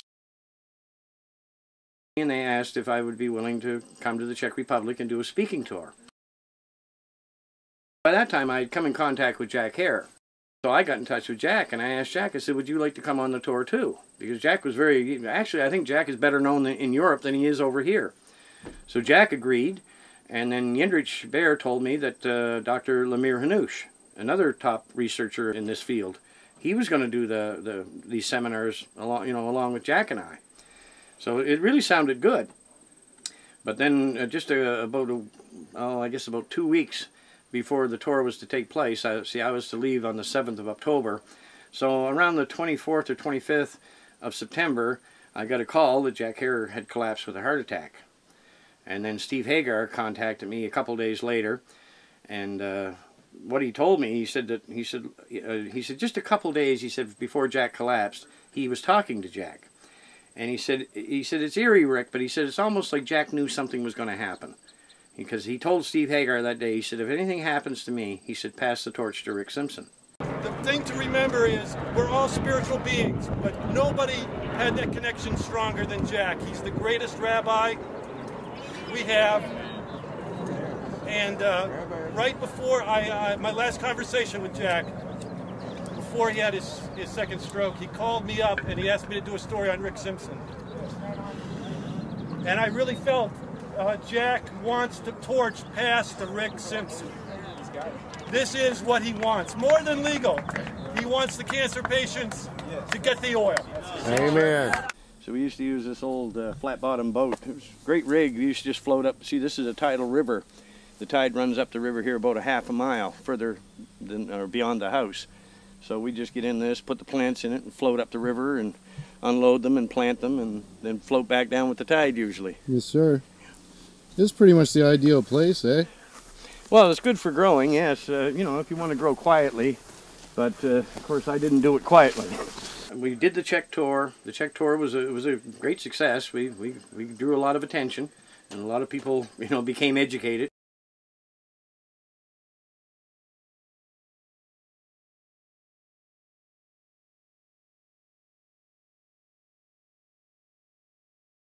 Then Steve had told me that they wanted me to come to the Cannabis Cup, and they wanted me to put on a seminar there, and they were going to crown me Freedom Fighter of the Year. So I just got back at the end of October 2009 from the Czech Republic, and then I only had 3 weeks home, and then on the 20th of November I had to fly out again to Amsterdam to the Cup. So the police hadn't bothered me, and so I thought everything was okay. And I thought, you know, by the time I came back from Amsterdam, I thought there'd be some doors opening. This is what you see in Amsterdam with people on the roads, the traffic, the cars, the bikes, the scooters. They're just unbelievable. This is Canada. People in these countries can actually drive very well. Beautiful country. Beautiful downtown Amsterdam. Look at the people. Yeah, up and down, not knowing where we were. I still don't. We'll figure it out as we go. Where we were staying, or where we had been staying, beautiful canal, and there's usually swans and whatnot. There's Baron Romsey's van over there. And it's just like, this is the greenhouse seeds. I'll bring it around here. See, this is the greenhouse seeds right here. This is our cafe, and this right here, this doorway, this is where I've been staying.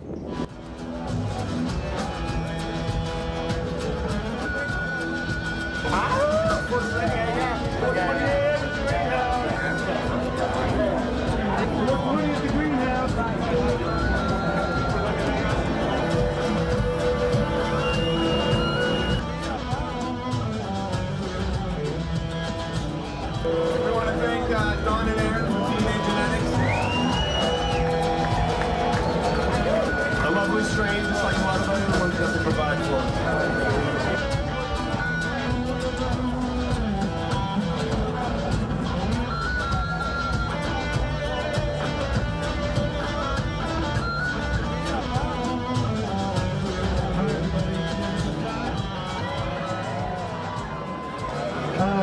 Around the same year that I was inspired to create the Cannabis Cup, I created a group of hemp activists called the Freedom Fighters because I'd met Jack Herrera and read a manuscript called The Emperor Wears No Clothes before it was published. Jack was one of the most inspiring people I ever met, and I was convinced that once the American people knew the truth about the economic benefits of this plant, that it would soon be legal. I don't know if you realize this, but just recently Jack suffered his second heart attack and was in a coma for about 2 weeks. And right before Jack had his heart attack, he called me on the phone. And he said that I needed to go do a story about Rick Simpson. Now, I had heard about this guy in Canada who said he was curing cancer with hash oil. But I didn't believe the story. But Jack called me, he said to me, Steve, the human evidence is out there. Marijuana fights cancer. And what Rick Simpson has done that is so important is that he's shown us that to get the full medicinal impact of this plant, you cannot smoke it. You must eat a lot of cannabinoids. And the easiest way to do that is to make oil and eat the oil. If you are seriously ill, you need to eat about 1 gram a day for 60 days. But when you're done, 70% of the cancer patients are cancer-free.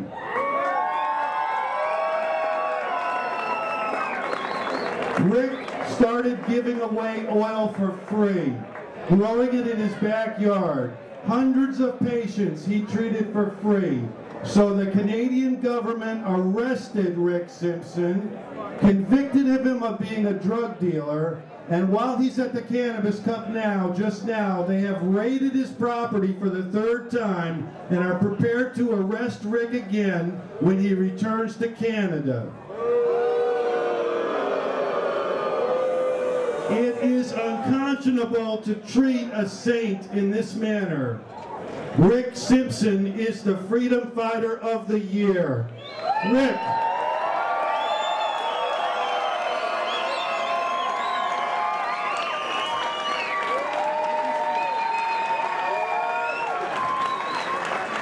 Thank you very much, ladies and gentlemen. And look, it's a pleasure to be here at the Cup.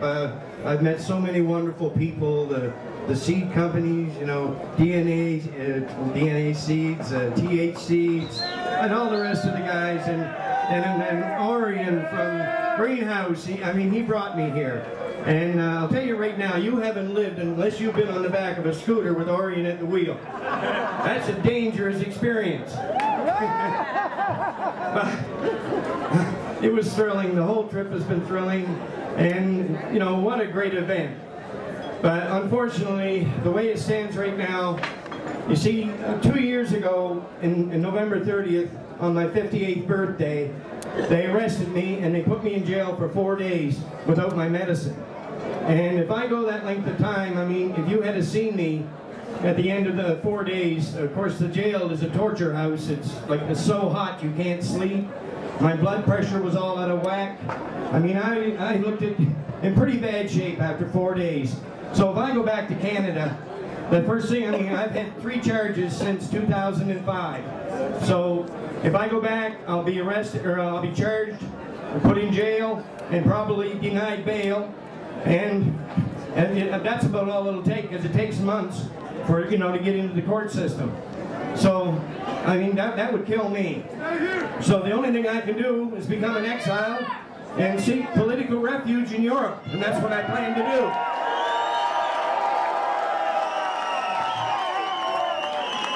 I can give them hell from here just as easy as I can from over there. But the problem here is, folks, there's people back in Canada that are, they're depending on me to save their lives and give them advice. And I can no longer do that now. But if anyone out there has cancer or a serious illness, go to our website, phoenixtears.ca, and read, look into the recipe. Make the medicine for your loved ones. It can save their life. It can change people's lives. So for God's sakes, make it. And if anybody out there has a couple bucks to send our way, Phoenix Tears, we'd sure appreciate it, because I don't know what the rest of Europe is like, but Amsterdam is quite expensive, but a wonderful city. Thank you very much, folks.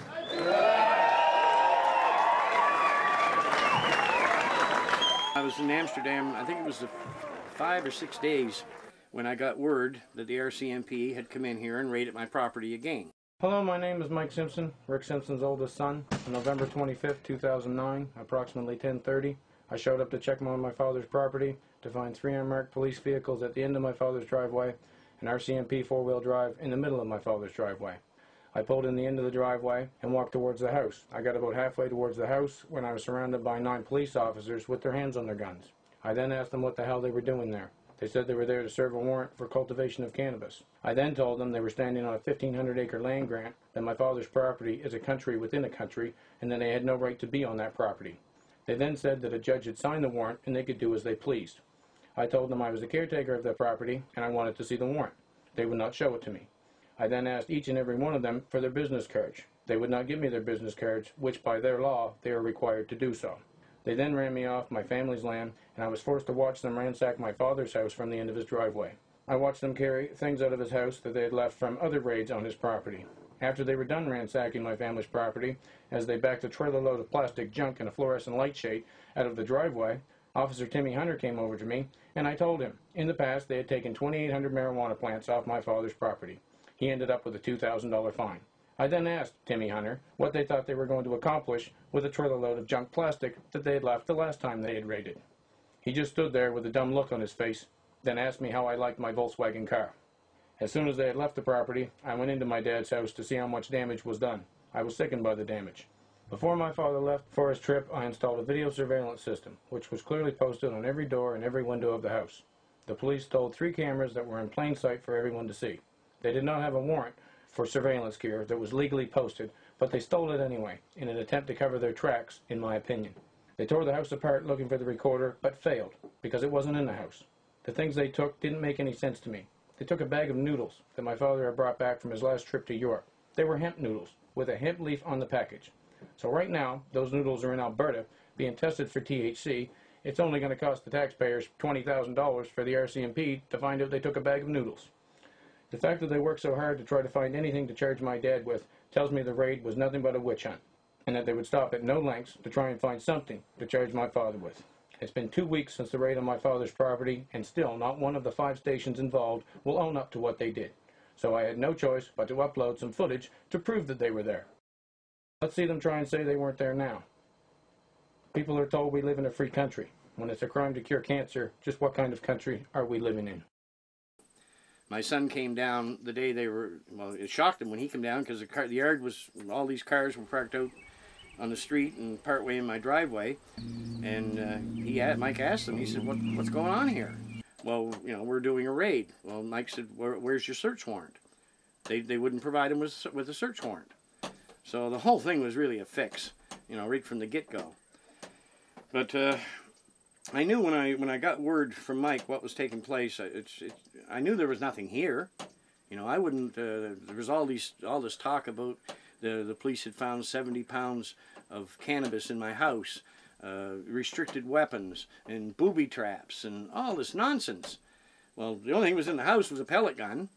They're booby traps. There was a couple of garbage bags right here on the deck. And the day when my son took me to the airport, when he got back, it was too late to take it to the landfill, so he put a couple boards and he drove nails in them to keep the bears out of the garbage. So when the RCMP raided, this is what they said. This was a booby trap, and the RCMP were in fear of their lives. And of course, like I said, they said my pellet gun was a restricted weapon, and my son had brought his crossbow down, and he left it here. He was doing some target shooting down here, And he left it here. And of course, they said that was another restricted weapon. And then they said about the 70 pounds of cannabis. And really, the 70 pounds of cannabis they found came right from that backyard. Because this is where, when I'm done doing the washes, well, the plant material is no more good. The resin, you know, I've taken the medicine off it, so I just throw the plant material out there in the hillside. Well, there's hundreds of pounds, you know, of cannabis out there in that hillside, but it's really just compost. So apparently what they did, they shoveled up about 70 pounds of compost and lugged it out of here in bags, and that was their evidence.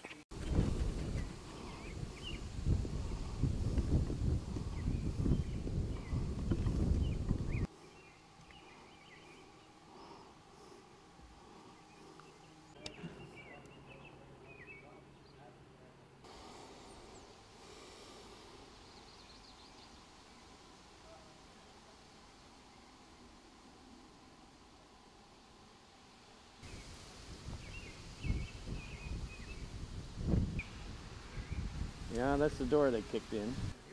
I just put that door on just about a month before I left. You were here at least, well, you were here both raids, weren't you? I was here for 3 raids. The raid of 2003, 2005, 2006. This one I'd been in Amsterdam for a week before they even did it. But, you know, like the whole thing was staged. It was just a frame job. That's what it was. The Canadian government were trying to keep me out of Canada because I was getting so much support here, they wanted me gone. So they got their wish. So I guess you became Canada's most unwanted. More or less, yeah. This is the cure for cancer and a whole lot of other diseases. His neighbor, Mark Allen, is just one of his many supporters from around the world. They say the oil floods the body with THC, the active ingredient in marijuana. The medicine has been grabbing headlines in cannabis magazines and is being called a cure-all. Arthritis, bone cancer, melanoma, lung cancer, MS, diabetes, warts, moles, aneurysms. He's not a drug dealer. And I know in this country here he has been made out to be one. He's really not. He just discovered something. Simpson's supporters point to European medical studies as proof the hemp oil works. But it's still illegal to produce and distribute in Canada. And users are daring the medical community to prove them wrong. What I'm telling the public is the truth. If it wasn't, somebody would come along and defrock me, wouldn't they? Or some doctor would stand up and prove that I'm a fraud? You could go and see all the people that have been treated with this medicine. You could watch people treating themselves, and you can see it. Allen says Simpson has never sold him the oil, but gives it away for medicinal purposes. He says Simpson has helped about 2,500 people around the world. All he ever asked is somebody to come and take a look at this medicine. And he has prolonged people's lives. I've watched it. And my brothers, they know, they watched my father come off his deathbed. RCMP won't confirm that they raided Simpson's property last week, only that about 70 pounds of pot was seized from a property. And Simpson says that's his home. It's a very comfortable little house, nice and warm. I can't say nothing bad about it. It's kind of out of the way, you know, way out here in the bushes, but if you want to grow a little hemp, then I guess this is the best place to do it. And you can see the damage they did here to the door, just, you know. The RCMP are just like like kids. You know, let's take something and bash the door in. No reason for what they do. Mm-hmm. I thought it would be best just to stay in Europe and fight them from over there. Because I knew I needed more time for people to become aware of the truth, you know, and what this medicine can do. I needed time to write the book on this subject, to bring that truth out. I was lucky because I had made contacts, you know, in Europe when I went on the Czech tour. So I had a place to stay and things like that, which made things much easier. And then I just continued doing seminars in Europe, and, you know, I had to travel from country to country because I didn't have enough money to establish myself. You know, you can only stay like 3 months in the EU. So I would have to go to Croatia or the Ukraine or these different countries I had to go to for a while, and then I could get back into the EU. And believe me, that made it very hard for writing or anything else, because you're sleeping in strange beds and traveling from country to country, and that's really not great it's not a great situation when you're trying to write a book. But finally, we did get it accomplished anyway.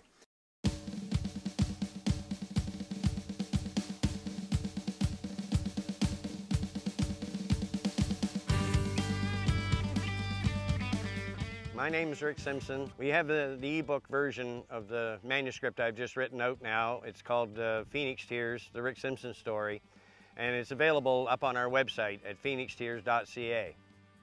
The reviews we've had back so far on the book have been good. Everybody seems to have enjoyed it, although just reading it can be kind of an eye-opening experience because there's so much evil in our world, and this book literally exposes all of it. So I'm quite happy with the way it's turned out, and I hope everyone will enjoy reading it. Plus, you'll also be helping humanity move this medicine forward because we need it so badly right now. People all over the world now are waking up to what this is all about, and they're also waking up to the fact that the pharmaceutical companies have been supplying are just basically poisons. Radiation, chemotherapy, these are not treatments. To me, I can't even imagine anyone saying that they even have a medical system. If you don't use cannabis in medicine, you do not have a medical system. It's that simple. But anyway, the book explains the whole story. It's kind of ugly, but it's the truth from one cover to the other.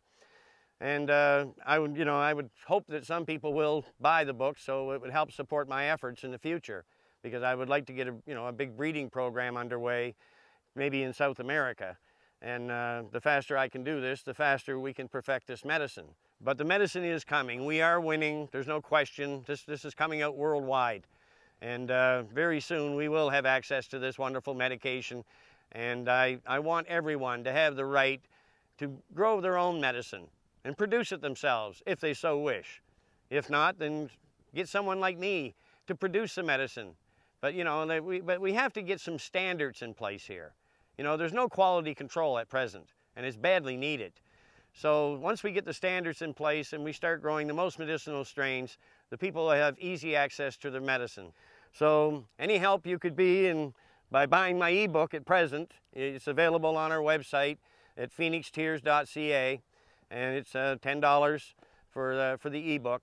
But these funds will be used to help move this agenda forward so we can start healing the people. But in the meantime, don't despair, because help is on the way. And beyond that, all I can say is I wish you all the very best.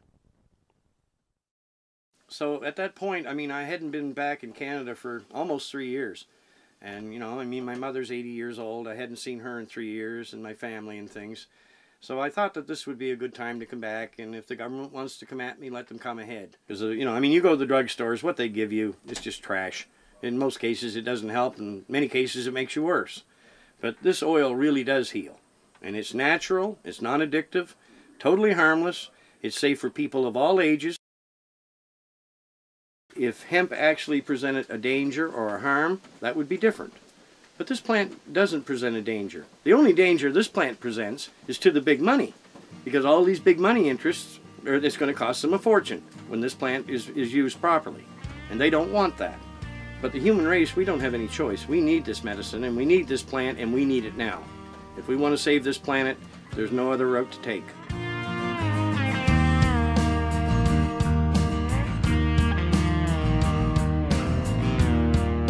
Summer's here again.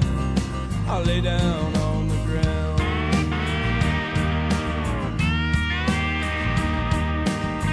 I crack a beer, roll a joint, like I've done before.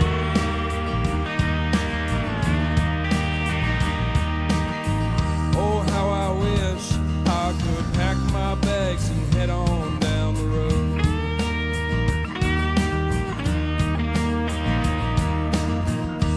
But I know I've got to stay and say hello to the world.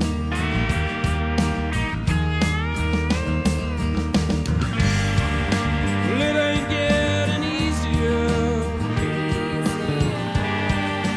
as the warm breeze blows at night.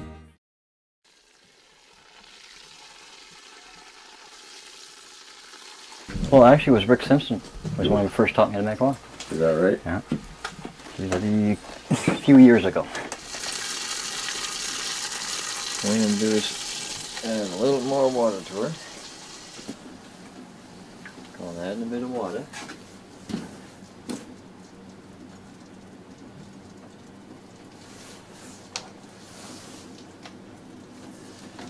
Now, no, it's not hot enough to burn, but I find it uncomfortable.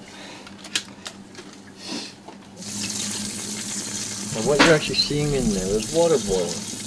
Okay? Now, knowing that water is bubbling, it has to be 100 degrees Celsius for water to boil. And obviously, water is boiling. So did you help Rick make the oil? Well, if someone had cancer or everybody heard about it, what I used to do is basically like the friend did for you. Your father there. Provide for someone, right? Like I say, most of them I never met. I was just growing the weeds. If someone had cancer, well, I'd give it to the contact and give them Rick's number and address. Just go to Rick. Yes. Well, like I added more water than what Rick normally does, as you can see. So the idea is The idea is it doesn't get over 100 degrees Celsius. Was it news, like word of mouth news, like just something people talk about in the kitchen, or was it news like? No, what it was, I was at a friend's place. Now this is another friend that smokes pot.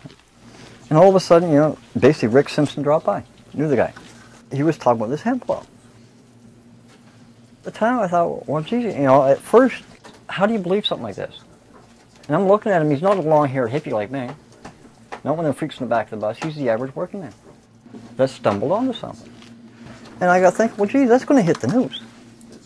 If he, you know, this guy's for real, and legit, this is going to hit the news.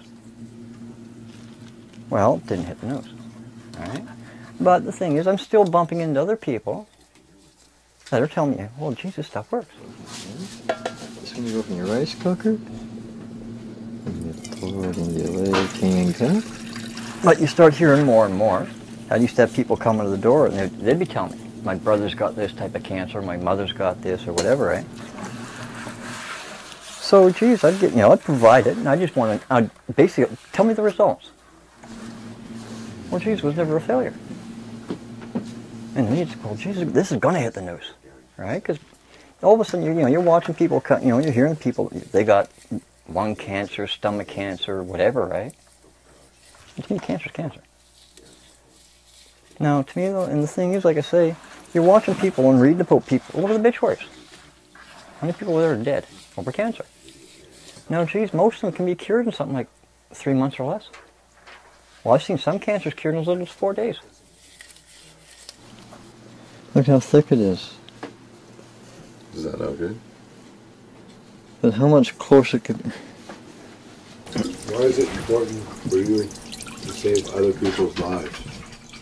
Do people matter to you that way? I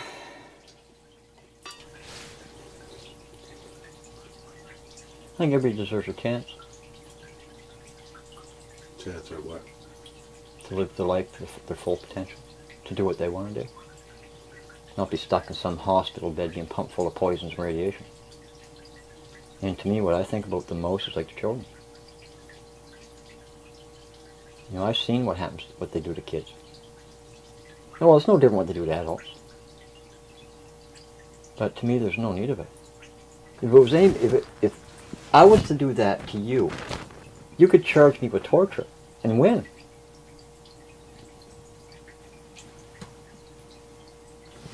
Look at how sick they are. Geez, they're sicker over the medicines are being given than what the diseases are making. Now look at this like the medical marijuana fight they keep going on about. Well, now, yeah, I can go about become perfectly legal if I can find a doctor that would sign. Good luck.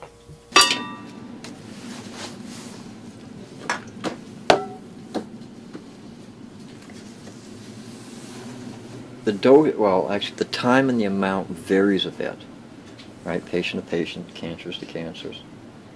Some, well, actually, the skin cancer I cured in Halifax there last time I was down, 4 days. They took less than 1 cc.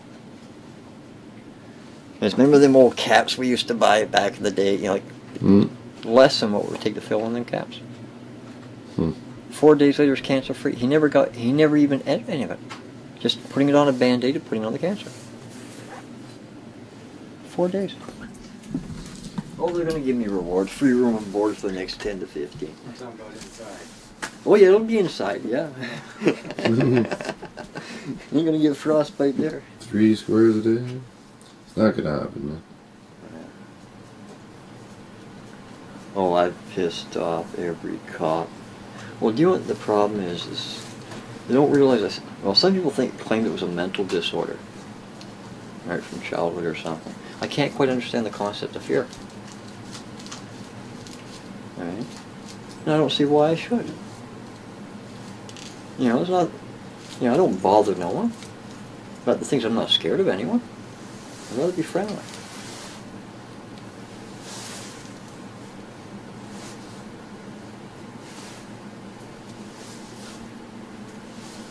Easy going. Gotta love life.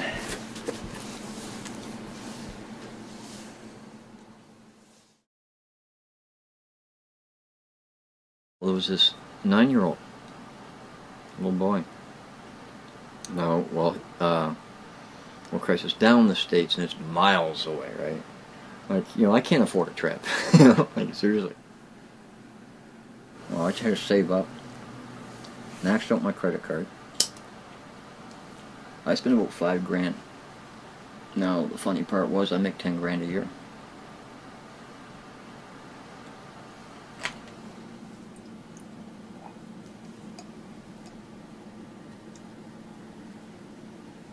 Now, Rick had this right down to a science. I can't remember how old he was the first time he had brain cancer. And, well, down there, if you haven't got insurance, guess what? Kind of expensive, eh? Well, they saved the kid the first time round.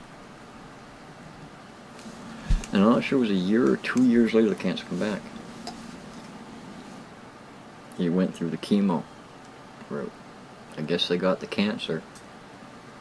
But they also got basically the house, the cars, lost their trade. I mean, it wiped this family right out. Right? So all of a sudden, you know, a couple of years after that, all of a sudden, you know, like I say, third bout with cancer. Well, what happened was the kids, well, how they first noticed was the kid go to walk out the door and end up walking into the wall. He'd miss the doorway. Right? And start staggering and stuff, and, you know, it's just, they couldn't figure it out. But like I say, I found out this tumor's back. By the time, you know, but by the time I got the medicine to the kids, you know, as in to the parents, right, in their hand, the kid was bedridden. Well, they had, you know, they carried the kid from the room and stuff, right. 3 days later, he's up running around terrorizing his mother. 3 days.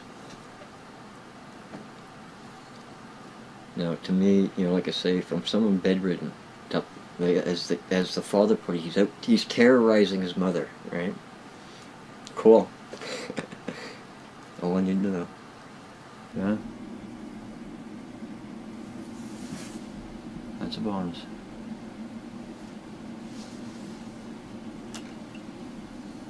Yeah, because what I'm going to do now is set them in the fridge. See, normally I would only get 5 tubes, and there's enough, right? Mm-hmm. It's just this particular strain seems to produce more than what a lot do. Now, what will end up happening with that extra tube, that's going to go to somebody. But there is another patient, I'm not going to name her. I didn't quite have enough. She's on the medicine now. Right, has been for a while, but I didn't have enough for the full treatment, and that's going to give it to her. Mm-hmm. So to me, out of this 1 pound, there's 2 down. Right on. You know what I mean?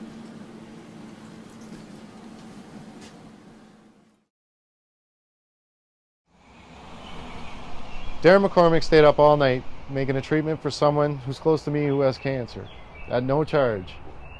He's since been sentenced to 3 years in prison. And this is a recurring theme with all the Phoenix Tears members still here in Eastern Canada. If I'm telling the public anything that's a lie, well, why don't somebody come and defrock me? Why don't these medical doctors stand up and put me in my place? And I'll tell you why they can't do that, because I'm telling the truth and they know it.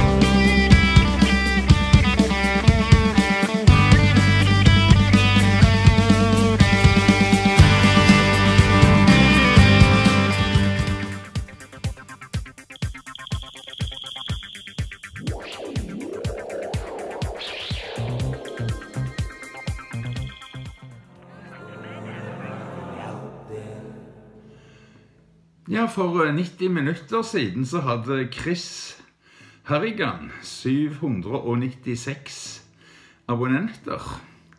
Nå har han minst 797, for jeg har lagt den til. Det var en veldig interessant versjon. Veldig irriterende med tidskoden. Synd at filmen aldri ble ferdig.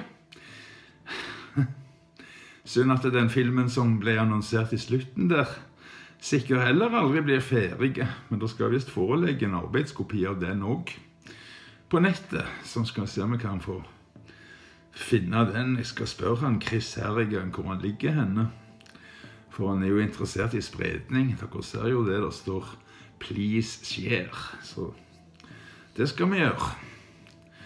Det hadde vært kjekt hvis filmen hadde blitt gjort ferdig en gang, for sånn tidskoder midt i bilder og sånt er jo ikke noe særlig kjekt å se på, men budskapet er jo bra da. Knut er jo litt skeptiske til om ikke dette med hasjkureringen er overvurdert. Altså, ikke sant? Vi får jo ikke lov å forske på det. Richard Branson, han mener at det er ganske effektivt mot hasj. Og når Virgin-stifteren, altså grunnleggeren av Virgin Records og Virgin Airlines og hele tatt, Richard Branson, han er ikke hvem som helst han, altså. Når han sier at han tror at det virker mot kreft også, så stoler jeg på Richard Branson rett og slett, altså jeg gjør det.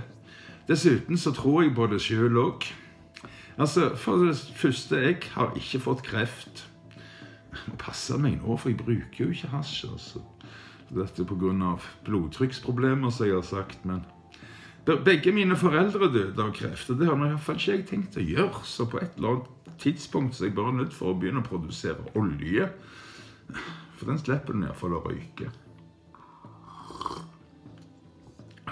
For kreft vil jeg ikke dø av, og jeg tror på det der. Jeg kan jo diskutere det i direktesendingen i morgen klokka 18, hva dere andre tror. Om det bare Knut som er skeptiske.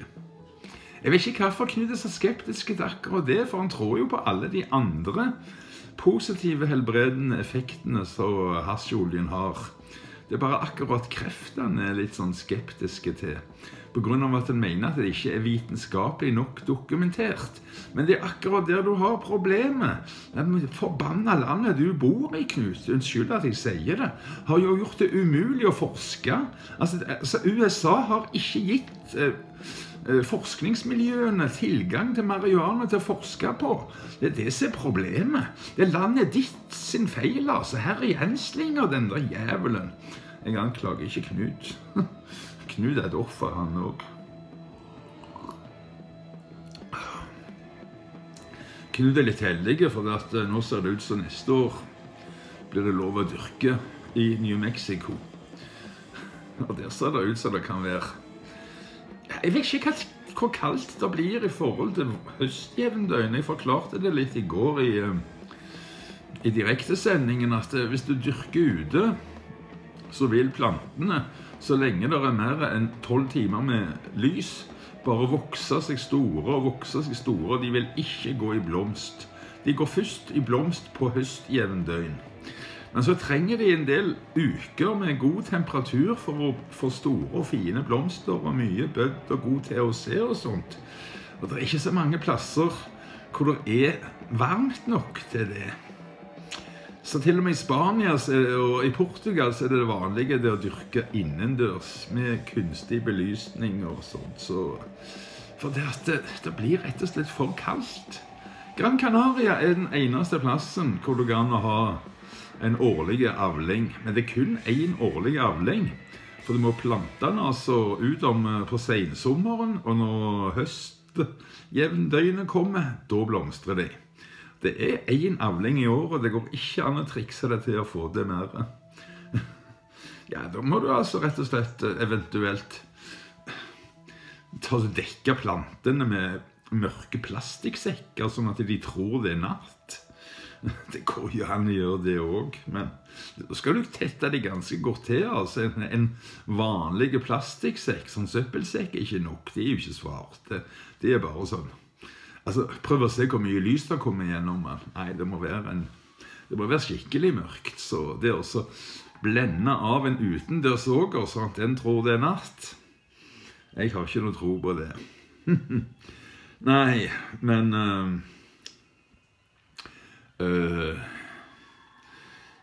det går jo fint an å dyrke et par planter inne. Hver mann 2 planter, 3 planter, 5 planter. Hvis hver mann har 5 planter, så har de nok til eget forbruk. Det går greit det, altså, så jeg fatter ikke at det skal være ulovlig I Norge. 5 planter lovlig I Spania. I Portugal det lovlig å ha så mye du vil. Kan dyrke massevis. Derfor det mange spanjoler som har leid seg plasser I Portugal for å dyrke. Det jo ikke mer enn 6-7 mil. 6,5 det vel her ifra det grensen. Nei, det vel 7. Kreativ. Kilometeren ikke så mye å krangle om. Jeg tenkte at vi helt til slutt skulle høre Set the Controls for the Heart of the Sun med Pink Floyd. Men Mona Tone har mye godt å si om medisinsk marihuana. Så hun skal få ordet før vi hører Pink Floyd. Jeg beklager lydkvaliteten på Mona Tone. Det ikke noe jeg kan gjøre med det. Jeg har prøvd med all verdens slags kabelgreier og sånt for å prøve å koble lyden til inngangen på padden der. Det bare det at hvis jeg setter I en plugg der, så kobles ikke mikrofonen her I padden ut, så det går bare ikke an å gjøre det. Altså, hvorfor I all verden kan de ikke ha lagt en linje en gang, altså? Altså, en Apple-produkt så bortimot det så perfekt, og så kan du ikke koble til et linjesignal. Altså, hvorfor ikke? Altså, en iPhone også, du kan ikke koble til en intervjumikrofon. Altså, ellers hadde iPhonen vært alt det du trengte for å lage TV-programmer, men du kan ikke koble til en intervjumikrofon. Altså, en kobler ikke... Du kan gjerne koble til en sånn liten sånn så du har I øret, men du kan ikke stå intervjuer med den. Nei, altså det å sette en plugg I der, koble ikke ut mikrofonen. Det så frustrerende. Derfor lyden på Mona Tone dårlig. Ja, det en ganske lang sending dette her. Men det var jo kjekt at noen holdt ut helt til slutt da. Dere får ha en riktig god tirsdag. Så velkommen til direktesending I morgen klokka 18. Da har vi vel mye å snakke om, har vi ikke det? Hør på Mona Tone. Vi kan diskutere det hun sier også.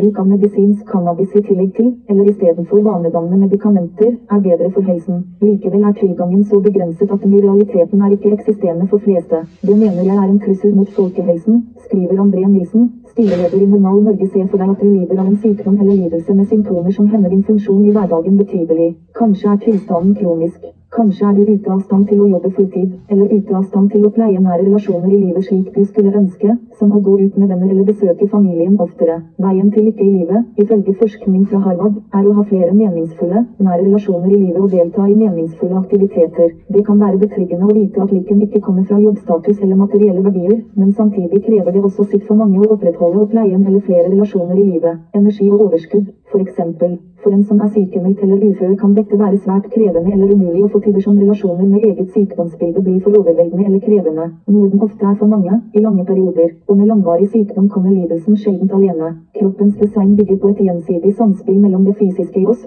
kroppen, og det ikke-fysiske, det mentale, psyken. Dette gjelder når vi friske, men gjelder like mye, og nok kanskje mest merkbart når vi blir syke. Cannabis legalisert i Canada, og i saken fysiske og psykiske lidelser gir symptomer med glidende, gjensidige og sammenfallende overganger mellom det fysiske og det psykiske, og alt inngår etter hvert i samme spiral av smerter og ubehag. Mange får for eksempel en dropp i syke når de blir forkjølet. Kroppen blir dårlig og tankene følger etter. Går vi på en psykisk smell kan dette også trigge fysiske reaksjoner eller symptomer, kvalme, skjelvinger etc. Over tid kan en utsatt syke være årsak til mange fysiske lidelser som infeksjoner, kroniske smertelidelser og mange mener kreft. Tilgang på riktig medisin kan bety forskjellen på et liv med eller uten symptomer. Et liv med eller uten symptomer kan bety et liv med eller uten energi og overskudd til å leve det livet man ønsker. Når symptomene reduseres får en overskudd til å tenke klart, være mer til stede og delta mer i livet generelt. Nøkkelen til lykke for de som syke ligger, ikke overraskende, i en reduksjon av følte negative symptomer. Det finnes medisiner mot veldig mange tilstander, lidelser og ikke minst symptomer, men veldig mange av disse kommer med negative bivirkninger, spesielt etter langvarig kronisk bruk. Spesielt medisiner mot angst, søvnløshet og smerter sjeldent ment for langvarig bruk. Medikamentene kan gi god lindrende effekt på umiddelbare eller plutselige symptomer som FX og bruke valium ved panikkangst. Ved langvarig bruk derimot, utvikler kroppen en fysisk avhengighet som hemmer kroppens egen evne til selvregulering og gir ubehagelige til potensielt livsfarlige abstinenssymptomer som en glemmer eller slutter å ta medisinen. Vanedannende medikamenter bærer med seg en betydelig risiko for mange mennesker, også ved kortvarig bruk. Likevel fikk 900 000 nordmenn utskrevet et vanedannende medikament i 2013. I 2017 fikk over 1,2 millioner nordmenn utskrevet et smertestillende medikament, inkluderer bruker av paracetamol, ifølge Folkehelseregisteret. Unge Høyre sier ja til cannabis som en kilde til flere virkestoffer som kan bidra til reduksjon av mange lidelser eller tilstander som oppleves hemmende i hverdagen av den rammede, som for eksempel angst, fysiske smerter, betennelse, søvnløshet og depresjon.